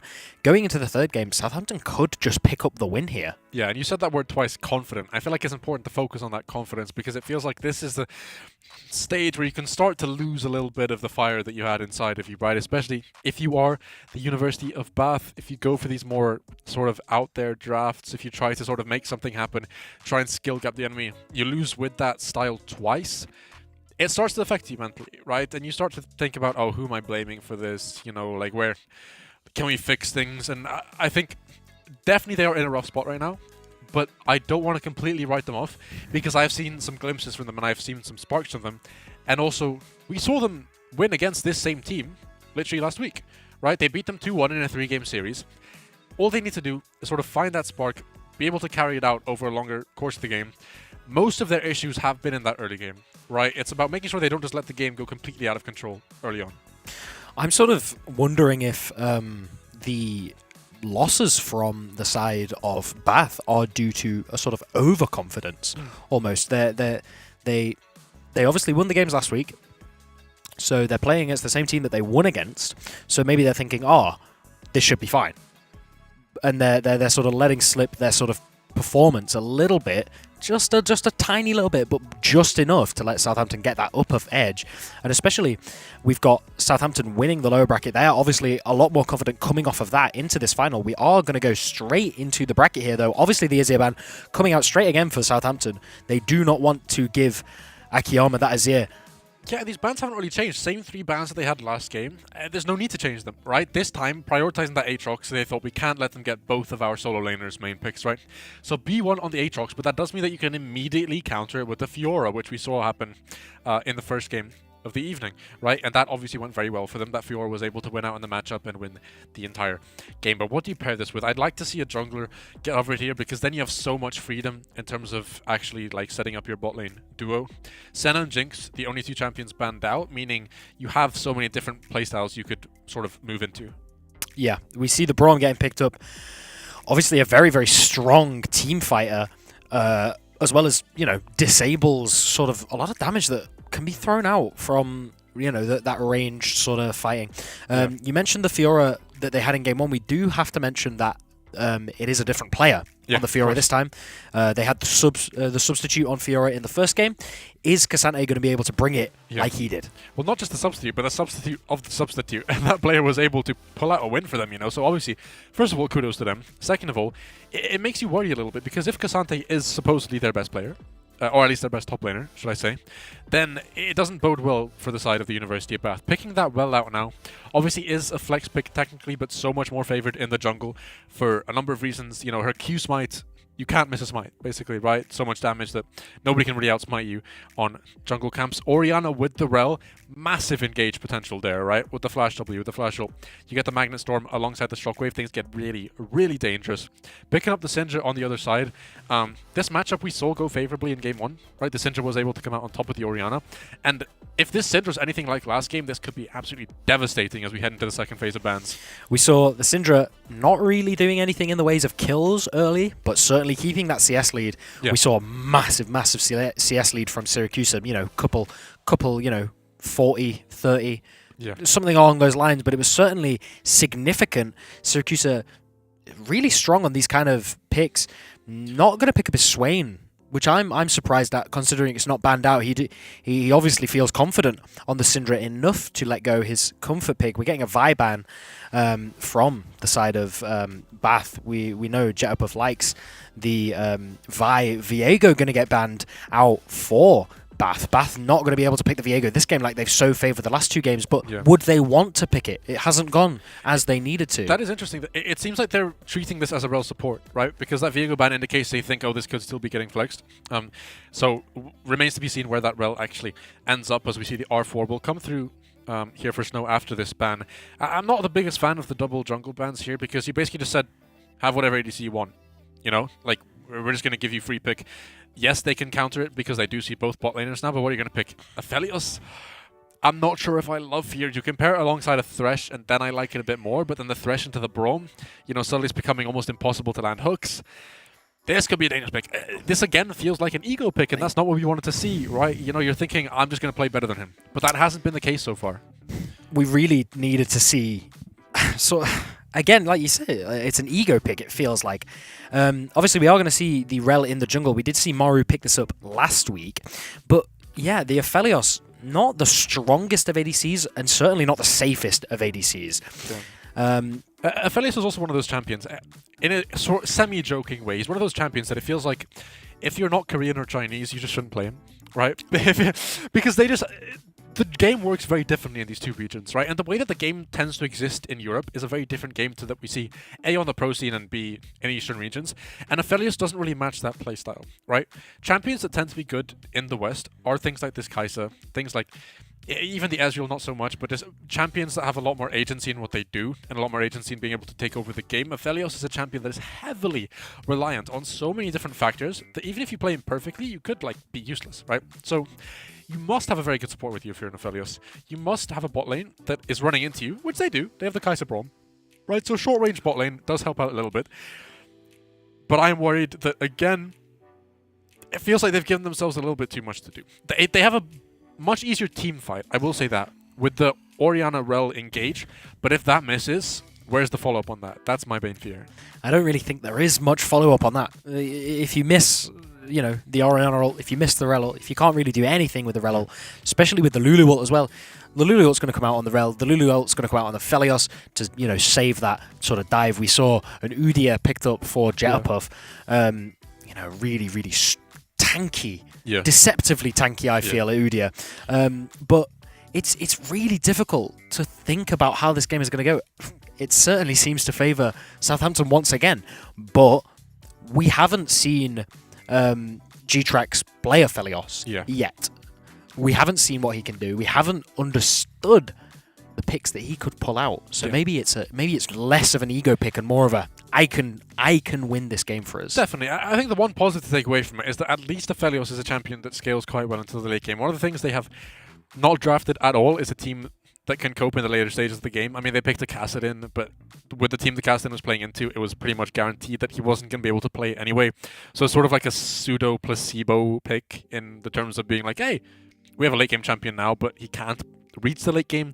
He finished the game on like 1.5, 2 items, and just wasn't able to actually do anything in that instance. So that being said, if they can actually play towards their strengths with this bot lane and find great engages with the Orianna and the Rel, I do like their chances of at least maybe taking a game away. I just think their philosophy around the game has sort of left a lot to be desired for the entire day today. And I think that they have left themselves a lot of work to do in the grand scheme of actually winning these games. I think, again, they are a bit on the back foot in this draft. And again, the onus is on Southampton to mess up rather than on them to play really well. And the way these early games have gone, I have to favor Southampton so far. Yeah, it would completely make sense to favor Southampton because, like you said, we've seen them win these early games. We've seen them sort of dominate, really, and not let Bath get a word in edgeways. Really, you know, sometimes some of the fights went in the favour of Bath, but it didn't really matter in the grand scheme of things. Yeah. It didn't give them that priority to get those massive objectives. It didn't give them that priority to push or get many towers. You know, we saw last game. We saw the top tier 1 and tier 2, mid tier 1 gone in the first 15 minutes almost. Yeah. And, you know, getting right into the game, Jetpuff is going to take a little bit of damage to start off with. Sort of, you know, 5-man coming into this blue side. Timothy Chan is going to take a Braum Q and is going to have to flash. Early flash coming in from Timothy Chan player. Akiyama is going to take a lot of damage as well. Lord Who just going to try and a little bit of poke. No summoners used on the side of Bath, but on the side of Southampton, sorry. However, a flash for Timothy Chan in the first minute of the game. Yeah, absolutely. And in the Aatrox matchup, which is already not very favoured for you, you know, the Fiora picked as a counter to that Aatrox, this doesn't feel very good for you. You don't really have any pressure to kill the Fiora, and it is very easy for it to find picks onto you if the wave ever ends up in a not great state.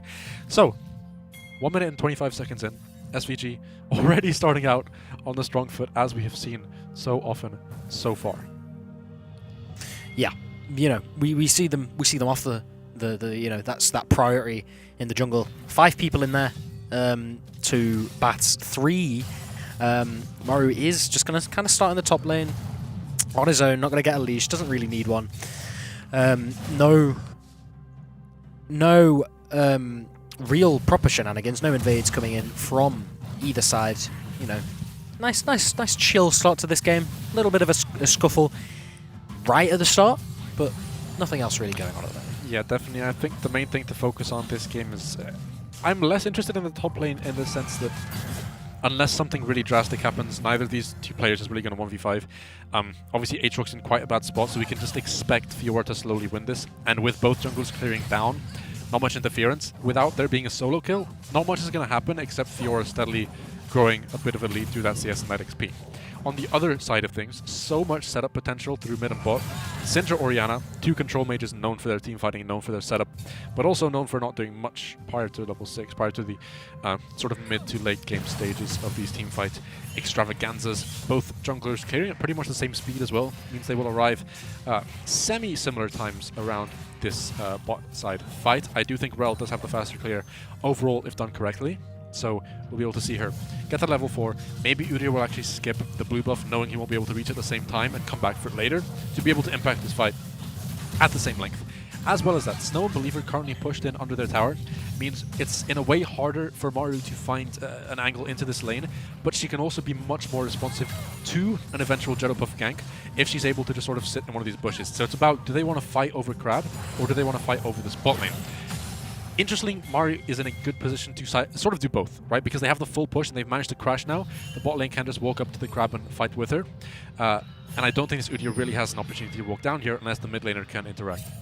He is going to sort of, you know, see the outcome of that. He's going to be sort of pushed off this Crab here, not going to be able to do anything. Believer is going to, you know, throw out a Q at Lord Who, not going to be able to really do much from it. G-Track's going to take a little, deal a little bit of damage to Snow, sorry. But yeah, like you said, the Crab going over to Southampton.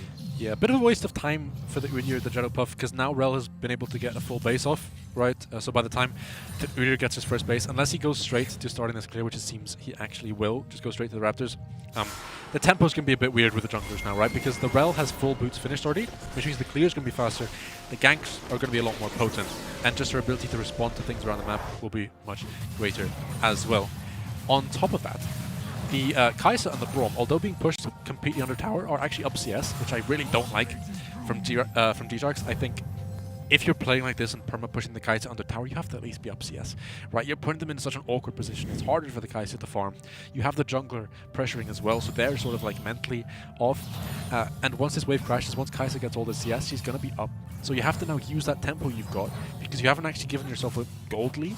What you have to do is give yourself a time lead, so that your back is always one ahead of the enemy bot lane, so that you're able to then move to these Drakes and always be a bit stronger at Drake, always be a bit stronger at these fights around the bot side. River.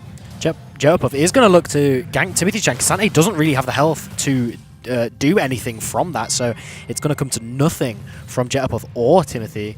No kills going out, but that is unfortunate that Kasane took that much damage right before the gank. Yeah, and I think at the same time, I don't think Kasante actually cares, as funny as it is to say, because now this full wave crashing under their tower might have to give it up because their jungler has started the grubs now, but only Aatrox moving down here, no jungle presence, means that Jetpuff can kind of just do this, right? You have the Syndra Prio.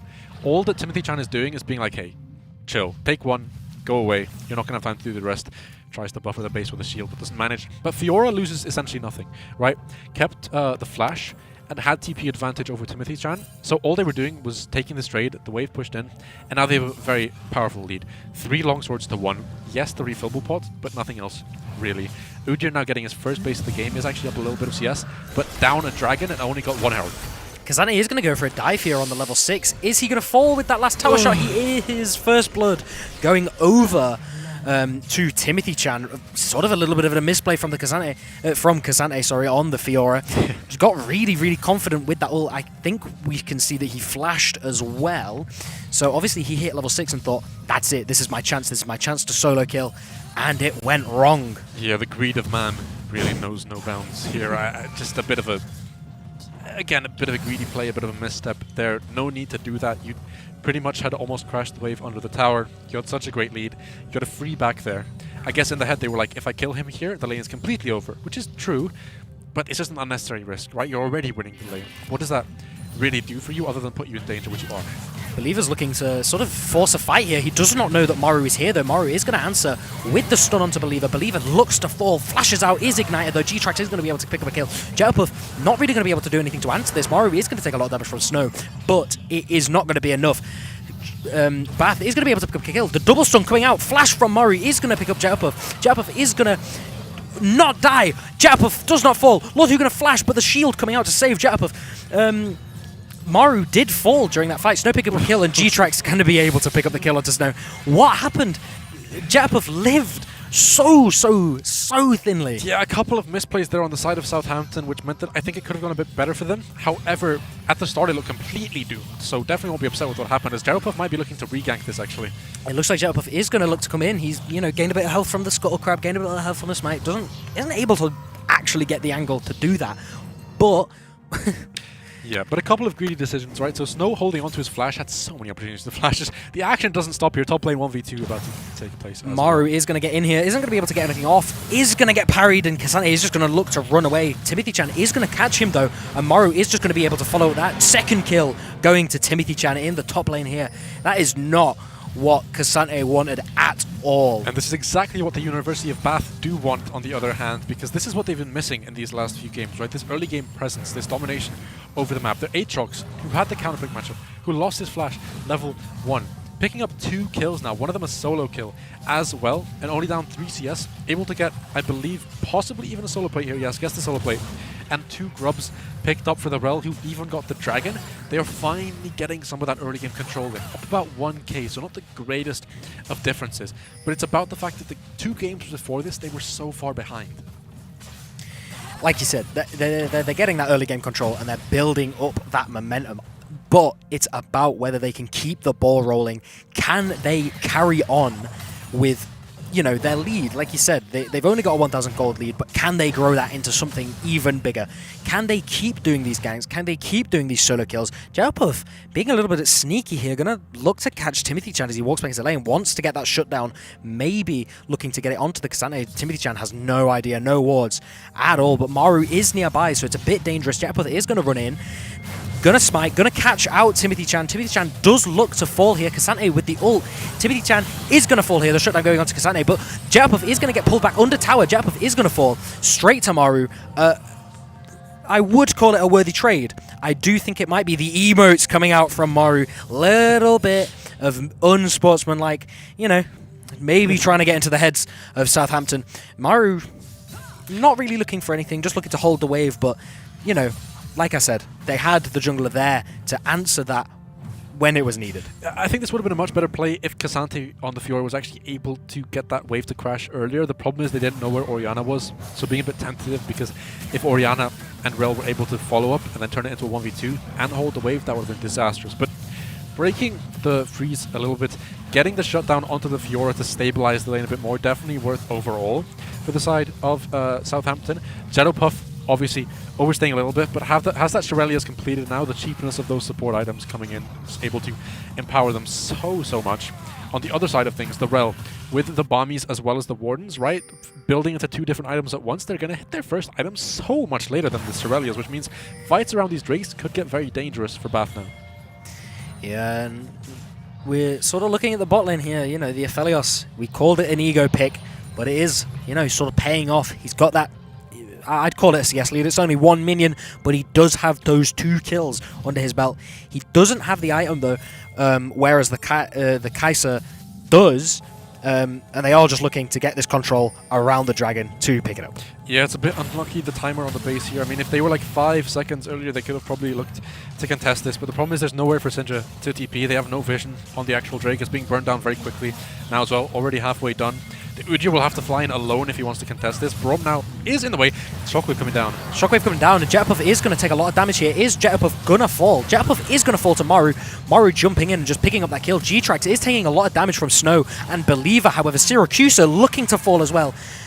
Double kill coming out from Maru. A sort of, you know, split fight. He can maybe even look to kill Believer here. It doesn't look like it with the damage coming out from Snow, and the stun has to burn the flash.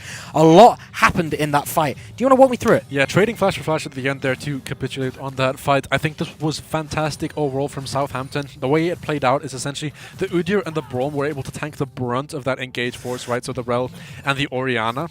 On the backside with Snow completely untouched. Had the Eclipse finished because they got the base timer off before the Aphelios. What Bath were trying to do was just finish down that Drake, as maybe Kasante's overstayed a little bit here, not going to get taken down, but they were just trying to finish that Drake as quickly as possible and leave, right? They thought they could do it faster. Snow and Believer arrive with the Eclipse and the Tabi's finished, and that means that Snow, once all the ults are down, flies into the backline, gets a Q onto 2 people, those missiles start flying out, takes down 2 members with a lethality build, is now 3-1, 300 gold shutdown. Got so much off that play. The Mountain Drake as well, so huge for these champions now with the 2 Tabis available. It feels like they are now grabbing back control of this game, and they've cut down that lead to only about 800 to 1k. We sort of said it. You know, Bath needed to keep that lead, and they needed to keep the ball rolling, and they needed to bring it up to something bigger. They just haven't been able to do that yet. We can't keep them out of it at this point. We can, you know, we can look at the specific gold leads. We can see 500 in the top lane, you know, 700 in the jungle. Maru pulling out a really good performance on the Rel. Jetpuff is going to look to actually just take these grubs here. You know, there isn't a lot of pressure from any top lane. Top lane's in base. Maru is sort of walking into his blue side right now. Is he going to walk over to the grubs? We can't really tell. It looks like he might just do his camps. Yeah, I think the Aatrox's too far away to really warrant contesting this. The main thing for Jetpuff now is your team has 4 grubs. Syracuse is getting solo killed. I think the first solo kill in the mid lane of the actual series. Quick one that happened off camera there as the Rel is flying in to try and make something happen. Maru is going to Hex Flash. Nothing really going to come of it. Kasane is going to be able to jump out of there with his little small dash. Maru going to have to be forced to go back to farming after witnessing the grubs being taken away. No 6 grub lead, though, this game. Only 4-2, 4 for Southampton. Still a grubs lead. Definitely, and it's more about sort of minimizing the possibility of that Rel getting 5 or 6 grubs because of how much they could be able to push with that. The Fiora, one of the champions that utilizes grubs really, really well as well. A little bit of trading back and forth in the bot lane. Doesn't look like anything too deep. Ignite burned by Believer, but Jetpuff now in the wings. If they can crash this wave, something dangerous could be on the horizon. No ultimate available for the Braum, that Glacial Fissure, but Snow does have hers available. Landing the W from far as well. See if they look to do anything, but the back completed means nothing will be forced here. Trying to play it safe. Maru is sort of coming around, not really going to be able to capitalize on anything as the team, as the bot lane of Southampton do just kind of get it back. You know, we talk about the first solo kill of the series in the mid lane. I'm not exactly sure Syracuse is having the performance he did last game, especially with the CS lead. You know, he doesn't have that CS lead. They are pretty much matching both in items, both in kills, both in CS. They're having a really, really stalemate game here. Believer sort of maybe looking to come around, gonna meet Maru in the jungle. Timothy Chan going to be able to pick up a solo kill on Cassante under the tower. Jetpuff not going to be able to capitalize and kill Timothy Chan off of the back of that. Wouldn't have been worth it. Would have probably died. You know, the world ender. Maru looking to Hex Flash into the mid lane. Are they going to... No. He decides it is better for him just to go back to farming. Yeah, and I mean, a second solo kill actually picked up in the top lane there for the Aatrox in a matchup where they got the counter pick onto Cassante. And you can see why they value that B1 so much, right? Because if they're able to get their solo laners on comfortable champions, that difference is so palpable. Obviously, Azir, not one we are probably going to see at all tonight, but finally getting that Aatrox through in a sort of new matchup meant that they were able to take control over the top lane, even when they started so far behind, right? Giving up that flash like a minute into the game, giving the Fiora the counter pick. Selection, and this is going to become essentially a tale of two cities, right? The top side of the Aatrox versus the bot side of the Kai'Sa, and which one can make more use of their strengths in these team fights. It seems like something is brewing around the bot lane with 1 minute left on the Drake, but the Rel here much earlier than Jetpuff.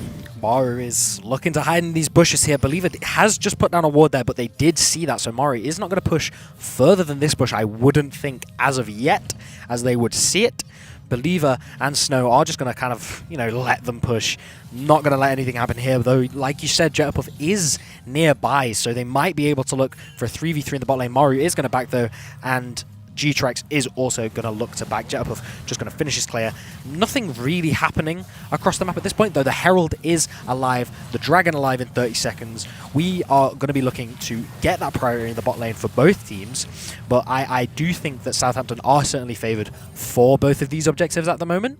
Just looking at the map state right now, Maru is going to look to sort of, you know, apply that pressure to mid lane, sort of take back that control. And, you know, they really kind of want this Dragon. They want to take this Infernal away from the side of Southampton. The first tower is going to fall to Cassante. Timothy-chan going to be taking that sort of, you know, as he has to. Yeah, and the main fear I have here for Southampton is that, first of all, Cassante just got that tower, has a base with TP available, as well as that Snow wasn't able to get it back off here, but he couldn't finish his Nathers. Jetpuff going to go in with the item. Not going to be able to get anything from it. Just going to get forced out. The teleport is coming in from Timothy-chan. Can he do anything? He has the World Ender available. Doesn't have the flash, but has the damage. Believer going to be able to get out of here. Going to block a lot of the damage. The flash coming out from Maru and the Believer is looking to fall here. He's taken a lot of damage. Finally falls. G-Trax picking up the kill. It looks like Bath are going to be able to have the priority to get this Dragon. Though Jetpuff has caught Timothy-chan. Timothy-chan not dying. Timothy-chan refusing to die. He says, "No, I'm healing from you. I don't care what damage you're doing to me. Get out of my face." And the Dragon, you know, just looks to fall to Bath. Yeah, while this is all happening, though, on the other side of the map, Cassante doing what top laners do, farming as much gold as he can for himself. Yes, they will lose the Infernal Drake, and yes, they gave up a kill, but 675 gold into the back pocket of that Fiora, as well as equalizing on levels with Timothy-chan. Now, I don't think they should have let them get away with that. Believer obviously ended up dying in that fight, kind of Jetpuff's fault. You know, overstepped. Believer had to fly in and be the hero that they were on that Braum. But at the same time, there was no point fighting the Drake here, right? Your Kai'Sa didn't get a base off. Still hasn't got a base off, and they're still looking for things. Doesn't have the Nashers yet. Just wait till you have Nashers, then you can start forcing fights, because right now your champions are not strong enough. Lord Who and G-Trax do not know that Syracuse are in this bush. Are they going to take that and sort of push up a little bit further than they probably should? Syracuse is going to look to back. The Believer is behind Maru. Maru has the angle on Believer. Believer is going to get caught here. Can they capitalize and kill Believer? It doesn't look like Snow's going to be able to do absolutely anything about this. Another kill. Sort of a positioning error, really, from Believer there. He really should have been around here behind this Dragon Pit when he had no vision on the enemy jungler. Yeah, definitely. But on the other side, maybe Timothy-chan is caught out here in the top lane Timothy-chan as well. with the World Ender is going to be able to sort of put up a fight here, I think. He is going to take a lot of damage, and it does look like he is just going to be able to fall. Jetterpuff taking a lot of damage, though. The Fiora ult is going to just negate all of that, really. You know, he got caught out just like Believer did. You know, both teams had a player just get caught out on the other side of the map. Syracusa and Akiyama going to be doing sort of an equal amount of damage there. I've been talking about how equal these teams were. And it doesn't stop here. Maru getting ulted by the Lulu here, and Believer, the Glacial, gonna come out. Cassante is gonna TP in, followed by a TP from Syracusa. It's a 4-man bot lane. We see Akiyama walking in from the backside as well. Nothing really happens here, though. Jetterpuff has arrived finally. A little bit late to the fight. Nothing else really going to go on here, and there's no objectives to be taken. So, I mean, that's just 2 teleports for the side of Southampton, but nothing comes of it. I think Snow might have flashed during that fight as well. Yeah, I think Southampton have been very good at answering plays for the most part this game. That one just stepping off the gas a little bit there, losing 2 TPs for essentially nothing and not even getting a kill off it or any pressure on the map. I think Syndra was in a fine spot to just stay mid lane and match the Orianna if they made a play. They didn't need to force that so hard, and in the end you could see that it didn't even pay dividends because they didn't get any kills. That being said, the answers to the previous plays are a lot better. They're able to open up the top side as the fighting is not yet finished. This is what you said about these teams. They never stop fighting. Jetterpuff is going to get caught, going to take a lot of damage. G-Track's not going to be able to finish off that kill. The TP coming in from Akiyama. Another TP with no consequence. But, you know, like you said at the start of this game, these teams always fight. You said this to me. G-Trax is going to fall. Syracusa, the Syndra ult, coming out, doing a lot of damage. They are going to look to just catch Maru here, the Ghost. Not the Ghost, sorry. Believer is just going to kind of run straight at him. Not going to be able to do anything more, but, you know, 1 kill over to the side of Southampton. Yeah, and you can see the pings coming down onto the Baron now. Orianna in the bot lane has no TP available, and Cassante's getting that TP off early. You can see now that Orianna is immediately trying to walk up here, and Timothy Chan matching with the Aatrox TP. They could have 5 members here before the Fiora's even able to get in, so they will peel off the Baron, happy enough to take Timothy Chan's TP and to take Orianna off bot lane. So in the end, just a kill and a TP from the side of University of Bath, but a big slip up from G-Trax there, who could have cost his team a lot more than he did. Absolutely. G-Trax, you know, dying early there, really didn't want to do that. It looks like they are going to be able to pick up this tier 1 mid tower. Finally, that tower falls. It's been sort of holding its own all game against Akiyama. Bath in a really good position, it feels, but, you know, if we look purely at statistics, Southampton are matching them on gold. Yeah, I also... Looking at just the way the game is shaping out, I really don't like the option of Snow to go into this sort of hybrid lethality Kai'Sa build this game, as Jetterpuff starts Baron completely on vision. So they will start to rotate almost immediately, but all the members of University of Bath are around bot side, so they might be able to at least create some sort of turn here, as they will all be funneled through the exact same choke point. Jetterpuff, however, getting taken down a little bit too low, and with the Fiora being last to the fight, it'll be interesting to see if they choose to continue this one out, stick it out for the 50-50, or just leave. Are they going to be able to do this Baron like they really wanted to a couple of seconds ago? Jetterpuff is going to sort of go in straight onto Akiyama. The shockwave is going to come out and sort of disrupt that play a little bit. Akiyama is going to fall to Syracusa, along with Lord Who, and along with Snow. Snow is going to fall to Timothy Chan. Timothy Chan is just taking so much damage and living. Syracusa is going to pick up the kill, though. I mean, really early in that, before that fight, G-Trax did fall in the bot lane, so he wasn't there for that fight at all. That was a really bad fight for Bath. They had no pressure there. Maru is going to be able to get a pick, maybe on Cassante. Not going to be able to do enough damage just to finish him off. Is Maru going to get caught because of this? The flash comes out, the stun comes out. Cassante is going to dive back in, takes so much damage. Jetterpuff doesn't fall, though. Little bit greedy from Maru there. Yeah, I don't know what happened around that Baron fight, if there was a communication issue or whatever, because G-Trax was at no point considering being a part of what was going on here. At the same time, Cassante on his Fiora coming in from behind with that flank was able to just walk into the Orianna with pretty much nothing stopping him, right? The shockwave used by the Orianna hit the Udyr and hit the Fiora, but meant that Fiora had the easiest parry ever, got a free stun. They one-shot the Orianna, and from that point on, the fight became just completely unplayable. Timothy Chan did as much as he could on the backside, but it was not enough. You know, 1v4 in that fight, essentially. G-Trax not there. The Drake is now lost, which means that they don't have the same threat of soul that they had before. Moving up now towards the Nash because they know that Jettopuff is on a very bad timer and Cassante needs to shove out this wave before he can TP. They're really, really going to try and burn this Baron down. It's their last sort of play. Cassante is going to, or sorry, Syracuse is going to teleport into the back line. Cassante going to teleport into the front line. Lord Who not going to get hit by that Kai'Sa W.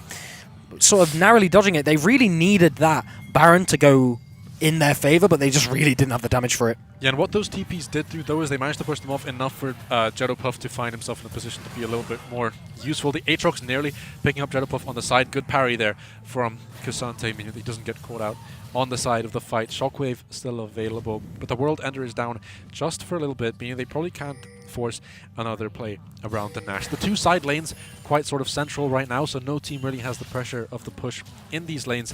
What needs to happen now is that this Udyr needs to try and get off another base once he pushes in this top wave, or they could look to start the Baron immediately and once again pull Bath up into them so that Cassante can get some pressure down as he pushes in through the bot lane. Seems to be a little bit of a trend with these games that both teams want to do Baron, but neither team seems to be able to.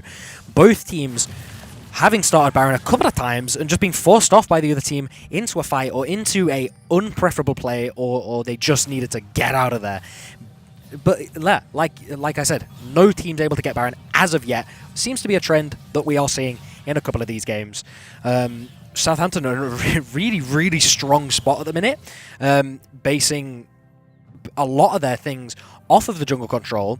They're taking many preferable fights and sort of saying to Bath, this is our realm. You can't do much here. Maru just going to be able to farm up a little bit while the rest of the team does the same. Definitely, yeah, and I think the main thing to focus on here is especially with the way that Udyr is built now, right? You have the two support items, you have the Dark Shield, the Swifties. Those 4 items are like all the cheapest variants of what Udyr could go, right? So you see a little pipped replay up on the bottom left of our screen there, but the action doesn't stop in front of us. Maru just whiffing with that Q. But yeah, so this Udyr is so strong right now because they have 3 items complete, as well as the cheapest boots and that Dark Shield fully stacked. It means you get so many stats for so little gold. You're economizing beautifully this game. Once this Kai'Sa is able to actually finish their 3rd item, they will become an absolute powerhouse, nuking with these Ws from far away. As Jettopuff starts at the Baron another time, the top laners not with TP available for the side of Cassante, but do have it on Timothy. Yeah, and again, Timothy Jettopuff really wanting to get this Baron. Not going to be able to. The Baron is just going to reset. Believer not able to get an angle onto Maru here. Akiyama is sort of in the sidelines saying, I'm here as well. I'm going to do a lot of damage to you if you decide to go in. Jettopuff going to start the Baron for, what is this, a 5th time this game from Southampton? Yeah, definitely. Just trying so hard to force the hand of the University of Bath. Believer here, just matching Maru, trying not to let her into the pit for free. Jettopuff can tank this as long as he wants to, will not run out of mana, will not run out of health, and Lord Who is about half HP on that Luke. It gets just picked off and be forced to use an ult for no reason. TP now coming in though from the Aatrox. Yeah, Timothy Chan coming in with a teleport. Like you said, Lord Who is about half HP now. Jettopuff has been on this Baron for a lot longer than the other times that he has been on Baron. He's sort of there, maybe giving it. They can't see at this current moment in time. Maru is going to walk nearby and spot that they are still on this Baron, and the rest of the team are going to come back towards the pit. It looks like we're going to get a fight here. Maru jumping over the wall, going to catch Jettopuff, going to stun him. Jettopuff might just fall here, isn't going to be able to get anything back off, is just going to fall down to G-Trex, the shutdown coming through. They need to be careful here. They used a lot of ultimates there. Only the World Ender and the Enormous from the Lulu still available. So if Believer doesn't overstep too much here, they can still win this fight on the side of Southampton with everything available on all of their carries. Believer having to flash out there. Maru jumping over the wall. Snow going to flash as well. Believer almost falling. Isn't going to fall just at this moment in time, but can't really do much in the way of helping his team. Now has to back. As the same with the entire Bath squad. They are just going to take it back here. Once again, the Baron lives. With 20 seconds on this dragon, it doesn't look like we're going to get a Baron anytime soon. Jettopuff was just desperate to finish that Baron that time. I think there was almost a lapse of communication because they were so committed to it, whereas the rest of the team was peeling away. Maybe just saying like, guys, I swear we can do this. And then everyone else forcing themselves out of the pit. Both teams will fully reset now, and some big power spikes have been hit on both sides. LDR for the Aphelios, the these Crypto Bloom for the Kai'Sa and the Syndra now. All these champions hitting massive sort of power breaking points, and it's about sort of who can get control over this river, as I do think the Rel does win this Smite fight 9 times out of 10. We can see them sort of corralling themselves down to the bottom of the river here. Timothy Chan sort of has a little bit of a flank with the World Ender on it, but he could get easily caught. The Dragon is going to get dangerously low. Jetpuff is going to pick it up. The third Drake for the side of Southampton. Timothy Chan is getting caught, like I said, in the backline. Is going to have to use the World Ender to maybe even get out. Maybe doesn't even get out. Timothy Chan is just caught in the backline. Is going to fall on the side of Bath. Not good for their team, though it has enabled Maru to jump in and just sort of take Kasane out of the fight, though more members of Bath are falling. G-Trex dies, and is Maru going to fall actually here under the tower? Just can't move. Is not going to fall, but you know, the Dragon going over to Southampton. Couple of kills. Lord Hu on the run away from Kasane. Can he do it? Can he get away? It doesn't look possible from Lord Hu, but you never know from a Lulu. The little Syndra's getting picked up as well. Wasting the parry. Almost had enough damage to get through that, but the Fiora actually had a recast of their ultimate available. The problem now is they stole so much that I don't think they can actually do Baron as much as they want to because of how much time they spent chasing the Rel and chasing the Lulu. Kasante has TP available, but he will need to heal up massively off this wave and doesn't actually have a lot of mana to play with, nor the ult, so they're not going to start the Nash. Instead, content with what they gained off that fight. I don't know how they won the Smite fight, but Jeropuff did. He can pat himself on the back for that one. Maybe a misstep from Maru as well. So they are on soul point with the Infernal. They have the two of them now, as well as the Mountain Drake. They can start this Nash whenever they want, now that they've got their bases off. But the problem is they need to slow it down so that the Kai'Sa and Syndra can get in, and they want Kasante to hit that bot wave so that he can create that pressure that they need. Does have TP available. Timothy Chan's up in just about 20 seconds, which means he'll be able to match it as well. So all TP is available. A massive win that fight for University of Southampton, who are now flying into their third win and possibly the championship. Yeah, it's really difficult to see how this game is going to go now, but it's certainly favoured towards Southampton once again.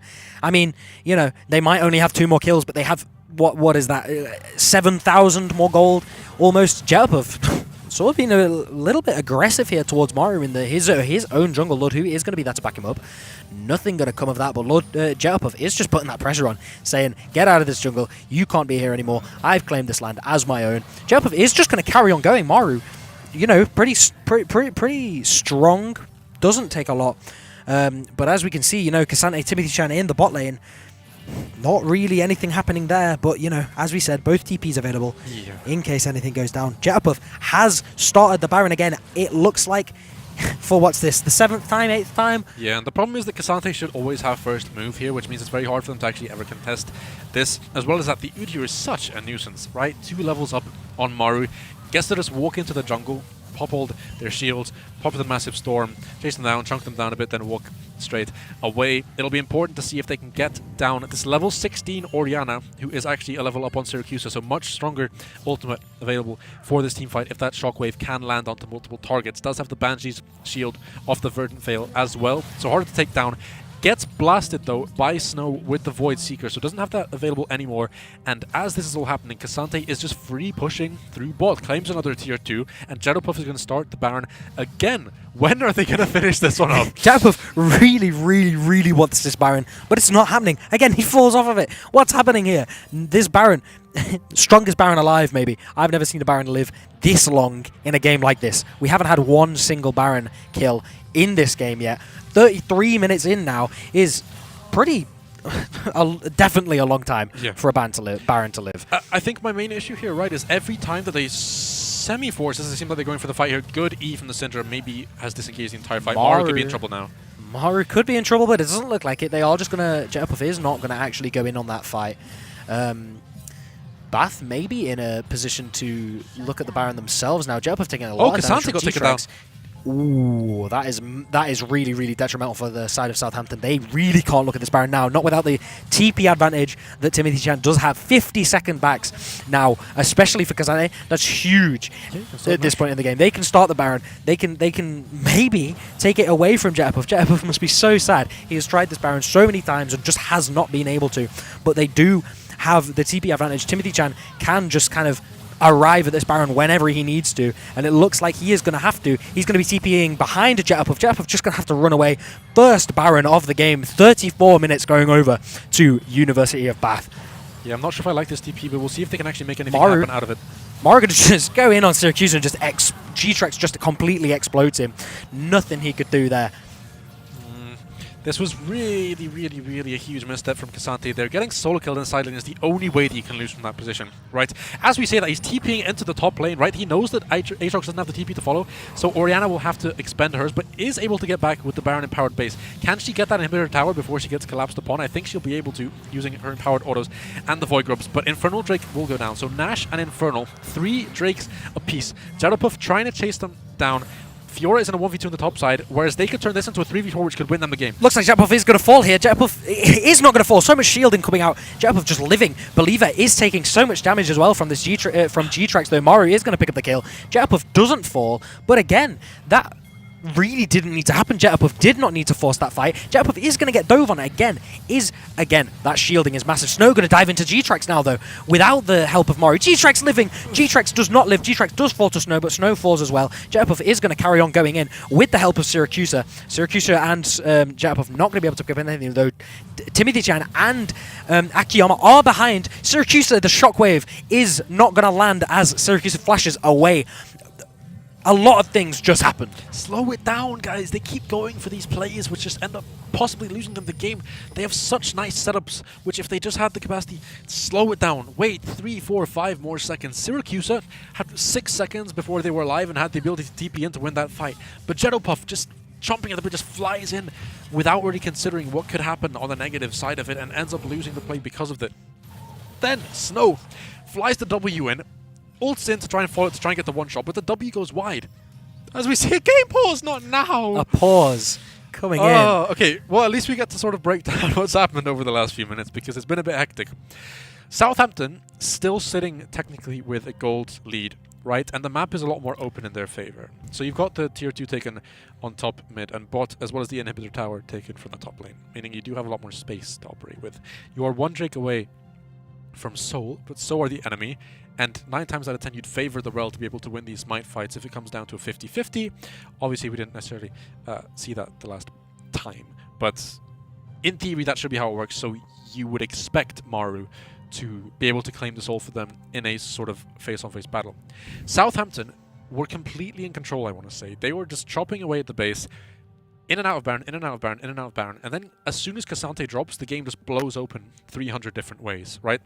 You get the Baron on the side of Bath, you then get Drake from Bath, Casante TP's top to try and open up the top lane, does open up the top lane, but forces 2 people to back there. So then because there's 2 people top, they think that Southampton can capitalize in the bot lane, because they have a 3v3 instead of a 3v4. If they had waited a little bit more for Syndra, they could have turned that into a big, big win, but they didn't. They went too early, and they ended up losing off of that. So Southampton, I would argue, still in a better position overall just because of the range advantage they have. They can play with the Kai'Sa poke, they can play with the Syndra engage as well, but at the same time, no sums on anyone except Believer does strike a bit of fear in my heart. You have Flash on Aphelios, on Orianna, on Aatrox, and Hex Flash on the Rel as another pause comes in. I worry that the next team fight could be game losing for Southampton just through the summoner difference. I think we have to understand as well, you say Southampton statistically are technically on top of this game. You know, they're ahead. They're ahead a lot of steps, items, gold, CS, all of that. It doesn't really matter at this point in the game. Everyone's reaching that. You know, there's level 16 power spikes. You know, we see both top laners level 18 now. But, like, I think we have to understand that Bath just came off of 2 or 3 very, very, very big fights, very, very favourable fights. That might be the confidence boost that they need to push and win this game. Yeah, and I think the main thing to focus on now is we've reached the stage of the game where it doesn't really matter which team is stronger because they're kind of both hitting the same breaking points. What matters is who makes the right decisions. What matters is who is able to play the map better as we come out of our pause. We have 3.5 minutes on both the Nash and the Drake. Obviously, I prefer the Soul here just because it's Inferno Soul's permanent buff. So I think most teams will be trying not to lose that. That 20-second difference between them could be enough of a timer to rush the Drake and then make your way into Baron, but we'll have to see what happens. I think there's going to be a 5v5 around this Drake, which decides the game. we've seen both teams having massive fights around both objectives. I mean, we saw, what, a 33-minute Baron? They were so late into the game, they couldn't do anything really throughout these objectives, but we have been seeing fights, massive fights throughout. We see, I mean, Timothy Chan is having a fight with Kazante in the top lane, and it looks like he is going to come out on top. God, Kazante. Before, like, Kazante is falling in these moments that he really doesn't need to be. Yeah. I mean, less detrimental this time, right? Because there's no objectives to be taken on the map, but you have to stop going for these fights, right? There's no way you can keep getting caught out like this back to back to back. Now with the Nash, they could actually turn this into more. They could break open the mid lane. Once that top lane crashes, they stand to lose a lot more than just that kill. Yeah, and it looks like they are really just putting the pressure on in this mid lane here. Nothing really coming of it. They can't really get the tower. They can't look to force into the base or anything. They don't have Baron buff. They don't have, the Infernal Soul that they really, really are going to be looking to. Like you said, I don't think anything's going to be happening in the next at least 2 minutes. When that dragon spawns, when that Baron spawns, it is going to be difficult. Jetterpuff is hiding in a bush. Maru gonna wander into it. Nothing really coming of it. Jetterpuff just sort of running away, sort of saying, "I don't really want to do anything to do with you." And importantly, something I hadn't actually noticed is that Syracuse has just hit 16, 38 minutes into the game, right? So obviously a massive power spike for them. They were able to turn this game basically completely on its head once they get that level 16 ultimate. If they can get the execute on top of this now as well, which I'm sure they do have from the Splinters, that champion has just turned into basically 10 times what it was before. Because if you can get onto the Aphelios of G-Trax, get that ultimate off, get the QE, not enough sustain there really, even with the Loki, even with the Lulu ult, to stop them from getting burst down. If you have the Kai'Sa falling up, if you have the Udyr falling up, all of this happening at the same time. 1 minute 25 on the Drake, 1 minute 45 on the Baron. These are the two most important breaking points you've seen in the entire game. This Fiora needs to get pushed without dying. Just make sure you stay alive in the top lane, Kazante, and your team is still poised to win this game. They have their summoners ticking up slowly. I believe that at least Snow will have flash up, and it'll be interesting to see how they can use this around that Drake fight. Yeah, I was just thinking about the summoner spell advantage that Bath do have at the moment. They do have all summoner spells except Lord Who's Flash. So obviously they have that advantage for the engage or the escape. Maru is just going to kind of wander confidently into this jungle here. Believer not really going to be able to do enough. Another fight going on in the top lane. Timothy Chan versus Kazante. Once again, who is going to come out on top this time? It looks like Timothy Chan is going to fall. A shutdown. A really, really big shutdown going on to Kazante here. We see, these two sort of giants fighting back and forth, both killing each other 1-to-1. And this is massive. Timothy Chan now 50 seconds left on his timer, right? 26 on the Drake. Will not be able to interact with this Drake fight at all, so the only way they can get in here is with a steal. Kazante staying top to force the other solo laner up here means a 3v4 is building up. Snow now is going to have to walk straight down into the Drake pit on his own to be here for the fight. They're engaging early because they know that Snow isn't there. Maru really, really, really strong on this engage. Syracuse are going to take a lot of damage early. Is going to get flashed on by Maru. Like I said, that flash coming out, that engage. Syracuse is taking so much damage from Maru, but Maru doesn't have the actual massive damage to kill him. Believer is going to fall to Akiyama. Syracuse can't really get back into this fight though. And Kazante is taking so much damage, isn't able to get the damage that he would like to. Jetterpuff is going to be able to jump onto G-Trax and take him down. Double kill coming out for Snow, and Maru is going to fall. That looks really, really strong for Bath for most of that fight. But then Southampton turned it around and said, this is our river.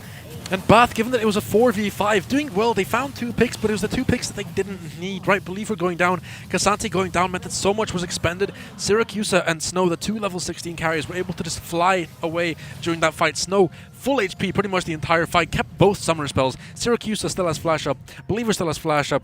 Chocolate's children have used pretty much every summoner spell in the game. Only Timothy with flash remaining does have TP, but what is there to TP to here, right? You're pretty much 1v4 once Snow gets back up. Once Syracuse can TP into this fight, but Snow getting caught out.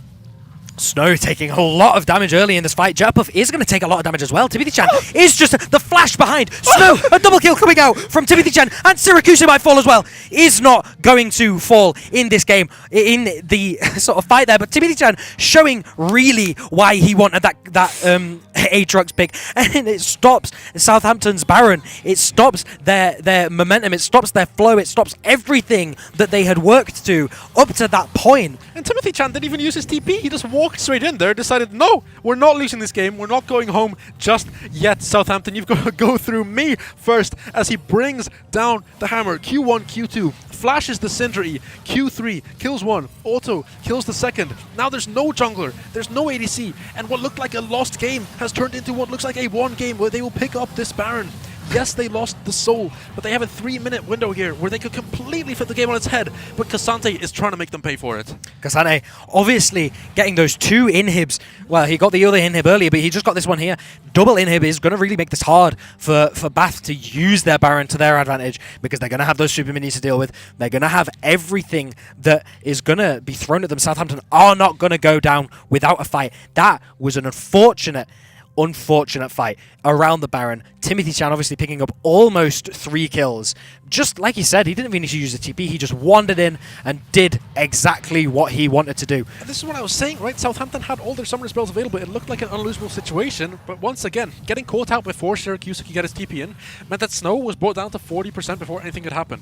And yes, Timothy Chan was the only one with Flash, but that Flash might have just won them the entire game. Having said that, it's not going to be easy, right? You still gave away Soul. The side of Southampton are still all incredibly powerful, just about hitting full build on every member of their team. Once Syracuse can finally hit 18, once Snow can finally get that last item as well as Syracuse, they're going to be so hard to deal with. That poke coming out from those carries, now with the Infernal Drake attached to it, it's just so much damage. As Jetterpuff wants to end this right now. Jetterpuff really looking to, start a big fight to end the game, like you said. He really doesn't want to let Bath take that Baron and snowball with it. He really doesn't want to give them the chance to get back into this game, as he should. He's been searching for that Baron for that whole game, and to get it taken off him twice in a row, he is really not happy. Absolutely. Now, Cassante moving into the top lane to try and get this wave and getting that Grump as well, I think should have the advantage in the 1v1 now, just because of the Infernal Drake, the extra buff that gives, but they want to stall at the Nash. The problem is now, right, you haven't been able to do anything with this Nash except stop Southampton from getting it and stall out the game a little bit longer, which doesn't seem like it's necessarily guaranteeing a win for yourselves, because now you've given Snow and Syracuse a chance to get their Rabadons in, right? You've given Syracuse a chance to hit 18. And I think they're realizing that, and they're realizing they have to make something happen very soon. Yeah, Syracuse are not just 18 yet. And like you said, I think Bath really need to look to do something. Their Barons are running out. They're not getting a chance to do much with the lead that Timothy really gave them. And at the same time, once this Baron runs out, right, if you're University of Southampton, you just need to make sure these super minion waves are shoving, get that bot push, and you have so much freedom over the Elder Drake. You're going to have 2 TPs available when Elder is up, and a minute 20 gap between Elder and Baron means you've got plenty of time to set up that bot river, and then as soon as Cassante and Syracuse see an opening, they can Maru is going to flash in. And hits the stun of the shockwave. Absolutely huge. G-Track's going to pick up a triple kill. No, not a triple kill. 2 kills for G-Track's. 1 kill for Timothy Chan. The shockwave destroying the side of Southampton. And it looks like Bath are just going to be able to look and get this inhib tower. I don't think they can look to end just at this moment, but it gives them that priority over the map. They can look to get this Elder Drake. And they're going for the end. I mean, it's a base race here. Fiora getting taken out really low. I think if she can get the Orianna, she can look to force the end as well. Aatrox is going to have to match this one, but he's dead as well. He picked up a double kill. They're on to the Nexus towers, but on to the Nexus is Fiora. Both teams hitting the Nexus at the same time. You're both around half. Fiora needs to get one more reset to get it off, and she gets it! Southampton win the University Esports split in the most amazing fashion. I cannot believe it came down to a single auto difference. Pat yourself on the back, Cassante. He won the 1v2. I need to sit down so I'm in frame, but I can't sit down because he had. What just happened? I don't know. That was ridiculous. I cannot believe that it comes down to a base race. A base race that really shouldn't have happened. There should have been someone there to answer the Fiora. They should have seen, they should have won. They won the fight. Yeah, they won the fight and they were confident of it. They wanted to end the game. They should have been looking at the map. What were they doing? But how does the Fiora win the 1v2 is I want to know, right? Because that looked like, okay, they sent 2 back. It's completely fine. Kaiser can't defend on her own. They've done it. They've pulled back a game. They did it in amazing fashion. But Cassante said, absolutely not. It's my time to shine. The Aatrox had his play earlier. I'm going to pull off the 1v2. Did it in style. Almost died multiple times as well, which would have lost them the game, but just surviving on a sliver of HP. Takes down that final Nexus tower. And it quite literally came down to a difference of about 1 auto on those Nexus hits there. But as I saw the camera fly across my screen on to Cassante on his Fiora. I mean, amazing way to close the series out. They didn't leave any questions. 3-0, they've cleared out the series. They have absolutely cleared out the series. I mean, last week we saw them lose. This week we saw them stomp. There's nothing in it. 3-0 is something that we really, really didn't expect to see today. I certainly, after watching both teams play last week, they were pretty evenly matched. Yeah. And like I said, Bath came out really strongly in the third game, but I didn't expect this to happen. I didn't expect a 3-0 from Southampton, especially in that fashion. I mean, that's something we really, really don't see often. A base race, especially down to the wire. Yeah, definitely. I think so I'm still recovering a little bit because I didn't think it was going to end that way. As soon as that team fight was lost, it looked like there was no way for them to lose the game, right? They had control over everything that was happening around the map. At worst, they can't end, and then they get Elder out of it, and then they end with the Elder Drake. But from that position, when you get caught out in the mid lane, your head's gone, you're thinking, oh, whatever. When you have that hero playing from Cassante, it's just such a relief. It's a weight off your shoulders. It's devastating if you're University of Bath because it felt like that was your lifeline. And who knows what might have happened if they won that game, but in the end, just not cut out for it. Having said that, pushing them really to the limit this game. This was definitely what we wanted to see from the University of Bath. Did much better in the early game, much better in the mid game, and almost took a game off Southampton, just not quite making it all the way to the edge there. It's a real shame to see it end like that. Yeah. It's really sad. Yeah. Because Bath put up a really massively good fight in the end there. You know, it was a very back and forth game. Bath had the lead, then Southampton had the lead, then Bath took it back. But right at the end, Bath did take that lead back, but it just wasn't enough. They weren't quick enough. Yeah. And that's got to feel so bad for the side of Bath. It must just sort of be like a kick in the stomach, really. Yeah, and I think for the closest game to be the game that loses them the entire thing as well, because it's like, oh, we've had two quite bad games, right? Game 1, Game 2, they struggled. And then Game 3, they come in, they finally put on a great performance for it to end in heartbreak like that. And yes, props to Cassante. I mean, 1v2ing with the weight of the world on your shoulders, essentially. Meaning that they don't have to play a Game 4, which then could lead to the series getting all icy and icy. I have to give massive props to them overall. And I think just sort of encapsulates the mental aspect of League of Legends in general, right? When it comes down to those tight moments, it's about making those decisions in those close spaces. In the end, yes, there was a lapse of judgment from Southampton in the mid lane play, but when it mattered, they locked in. The top laner was able to fly and make the right decision. Maybe a slight lapse of judgment from the side of Bath, thinking that they could end faster. Maybe they weren't hitting the right targets. Maybe they weren't ending as fast as they needed to. Either way, they've done it. They are champions. They can pat themselves on the back. And I think we can get in some replays for Game 3. And I hope there's a lot of them, because there was a lot to talk about that game. So this was obviously that very, difficult fight for Southampton. Cassante teleporting in and, getting a lot of damage off on himself, not really being able to do anything with the TP. And it was the late TP from Syracuse that sort of solidified that as a loss for Southampton, really. But obviously they turned it around. Maru getting caught out here in the mid lane. We saw that, the greed coming out onto from Maru, just sort of getting him killed in a few moments throughout this game. Yeah, definitely. And I think, obviously, Cassante, one of the things that we're going to focus on in the future here is we see Puff. This is where they got caught around the Baron, and it looked like they might have sort of thrown the game away because Timothy Chan pulled off such a massive outplay. I mean, incredible work here on the Aatrox, capitalizing on the fact that the 1cc spell had been knocked down. They didn't have much mana, but this is where it really came down to it. I mean, Cassante just taking the game on his shoulders. We really, really see Cassante just showing prowess, getting the one kill and then just destroying the turret. But we really need to understand how he managed to get the second kill. We see Akiyama missing a little bit of an ability there, maybe a little bit of a whiff. Maybe if he didn't miss that ability, Cassante wouldn't have been able to do this just as quickly or at all. But oh god, we see maybe one auto attack from each of the members of Bath still alive. Because what could have ended at that point, right? I mean, what's the you just sit back in your chair, you think, hey, we played a good game, we gave it a good shot. It ended the way that it ended. I'm pretty happy it ended that way, because that is just a fantastic end to a series. What a way to close out a 3-0 win. But again, massive props to the team, Southampton. Condolences to the University of Bath, who really didn't deserve to go out in the way that they did. But still, some amazing performances across the board. And I think the takeaway that they can be proud of is that nobody really played a bad game that game from Bath, right? I think game 1, game 2, as we said, there were some performances that stood out as people maybe not performing to the best of their ability. In that game, everyone definitely had moments where they stood out and they shined, and they really put the game sort of on their backs and thought, we're not going to go out easy, we're not going to go out without a fight.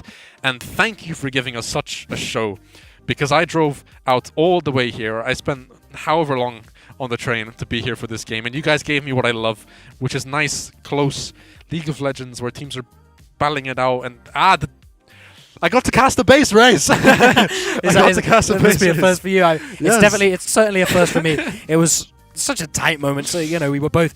You guys couldn't see us, but we were both jumping up and down. We were both stood up. We were both. We had to sort of rush to our chairs. I forgot that I had to be sitting down. we had to rush back to our chairs when we got back to Casticam. Yeah. But yeah, it's so difficult for Bath there after such a widespread performance. Like I said, they were back and forth the whole game. Nobody really underperformed that game. In the previous games, maybe we could say that there were some performance issues on some of the players, but it's a bit unfair to say something like that. But in that last game, there was none. They were all strong throughout the board. They were all doing their job. Maybe a couple of misplays here and there. Yeah. But I mean, who doesn't have misplays? Pro players have misplays. Yeah. But it culminates to that base race, and it's something that we can't really talk about the end of that game being anything that Bath could have done. Exactly. The end of the game, it is what it is, right? It's a situation which neither team can fully control. So you just sort of take it as it is what it is. But it was poetic in a way. I think that the person that ended the game was the person who almost lost them the game a few times, right? Because that Fiora getting solo killed in the side lane like 2, 3, 4 times in a row, cost them Baron, cost them Drake, cost them all these fights, to then be like, hey, I'm sorry guys, getting right back in. But yeah, absolutely fantastic. We are going to have an interview with the mid laner from Southampton, Syracuse. So they are going to be joining us on the call. We'll ask them a couple of questions before we head to our closing statements. Syracuse, are you there and can you hear us? Hello, Syracuse. Hello there. Can you hear us? Hello. Fantastic. Yes. First of Can you all, hear me? congratulations. I'm sure that was a really nail-biting game for you. It was absolutely incredible to watch here from the studio. Are there any Never words you need to doubt say? that Any in, thoughts to get out? I mean, we misplayed it. We should have won it Yeah. faster because we had counter picked off Yeah. and we had the same Fiora Aatrox game 1 and we misplayed on side a couple times and we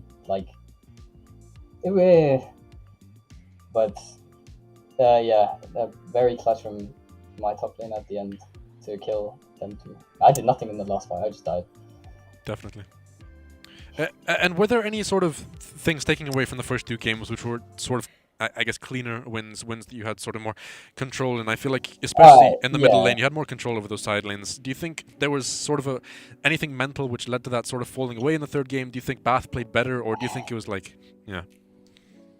I don't know. I mean, because they played us, we lost to them last week, and the games we lost were really the first one we completely misplayed mechanically, and the second one we just drafted really badly. Yeah. So we did a lot of draft prep for this series, which was just ban Azir because their mid laner doesn't really play anything else. Yeah. Because I'm completely fine blinding Syndra. We also their top only plays Aatrox Yone, so we always had one or the other one and counter pick it if he gets one of them. Yeah. So I think that's really what got us over the edge because our preparation was really good. Definitely. I really want to know what the energy was like in the call there. Right at the end, obviously when the base races were happening, were you all screaming at each other? Were you all shouting? What was going on? It's pretty good. It's a pretty good feeling because they win a really close game like that. Maybe it affects our mental. Maybe they can try for a reverse sweep. But Yeah. it definitely would be soul crushing for them if I was on that side of it. Because I've been on that side of it last split. We lost a really close game to knock us out. But we were excited. Yeah, fantastic. Well, thank you so much for joining us. Before you go, obviously we like to do this with all of our winners, Syracuse. Is there anyone you want to just give a quick shout out to? Any names you want to drop? Any people in your life, on your team, anything? Obviously, shout out my jungle. He's done a lot of the admin stuff for this entire split, and it's been it was really weird because of the we had to have a sub, and we wanted a different top laner subbing in first, but we had to get Minerva to sub in for game 1, and obviously we lost a ban off it, and it was really weird, but props to him for the whole split, and props to my friend Tristan. He's the GOAT. Yeah, well, thank you so much for joining us, Syracuse. Once again, congratulations on the victory. A well thought out 3-0 win, sweeping the entire series, and a great journey to get here. I hope you have a lovely rest of your day. We're going to take over from here to close out this series, but I hope you have a lovely evening. Thank you so much for joining us. Go and celebrate your win. Go and celebrate, Yeah, I will. Fantastic. Well, I am a little bit bewildered, a little bit out of breath. What a way to close out an incredible split of League of Legends here at the UK and Republic of Ireland University Esports. Ashi, is there anything you want to say before I say goodbye to these lovely people? Honestly, it was so strange for it to be that close and then it just to be, over in a second. Yeah. We didn't expect it, and it was incredible. It was really close. You did an amazing job at casting. I have to say it was amazing casting alongside you. Yeah, obviously, for the people who've watched the past 2 weeks, you'll know that I've been casting alongside Bloxer. He couldn't be here today. So, I've never casted with you before. You've never casted with me before. Definitely. But it was, you did a really good job. Thank you. And we slotted in. And I think with that being said, I definitely want to end on a couple of really big shout-outs. First of all, to say thank you to Bloxer, who was here for the past few weeks, couldn't make it in today, but they did an amazing job casting alongside you for the first few stages of the playoffs. So shout out to Bloxer, who obviously couldn't be here today. Hopefully I filled in the shoes well enough. As well as that, a massive thank you to all the production staff, everyone working downstairs here in the Metronome building at Confetti today, everyone at home working remotely, checking Discord, making sure Twitter's running, making sure the lobbies are running, making sure all the players are having a good time. It's a massive operation. It's not just the two beautiful faces that you see on screen running this. It's everyone that goes into this. So massive thank you to everyone there, and a great big warm thank you to University Esports for allowing us to be here again and for getting us on the finals broadcast. And thank you, Ashley, for being here with me. Obviously our first time casting together. You did a great job, and it was a lovely experience. So with that being said, thank you all for joining us tonight. I hope you had a lovely time. Yes, it was a 3-0, but what a 3-0 it was. Incredible scenes at the end of the game there, ending in a base race. The University of Southampton were able to collect the championship for the University Esports UK and Republic of Ireland Spring Split for 2024. Tomorrow we'll be back with our Valorant series, so make sure you come back and tune in for that. But for now, that is it from me. That is it from Ashi. Have a lovely rest of your evening. Have a lovely rest of your year. And I will see you hopefully sometime soon. Goodbye.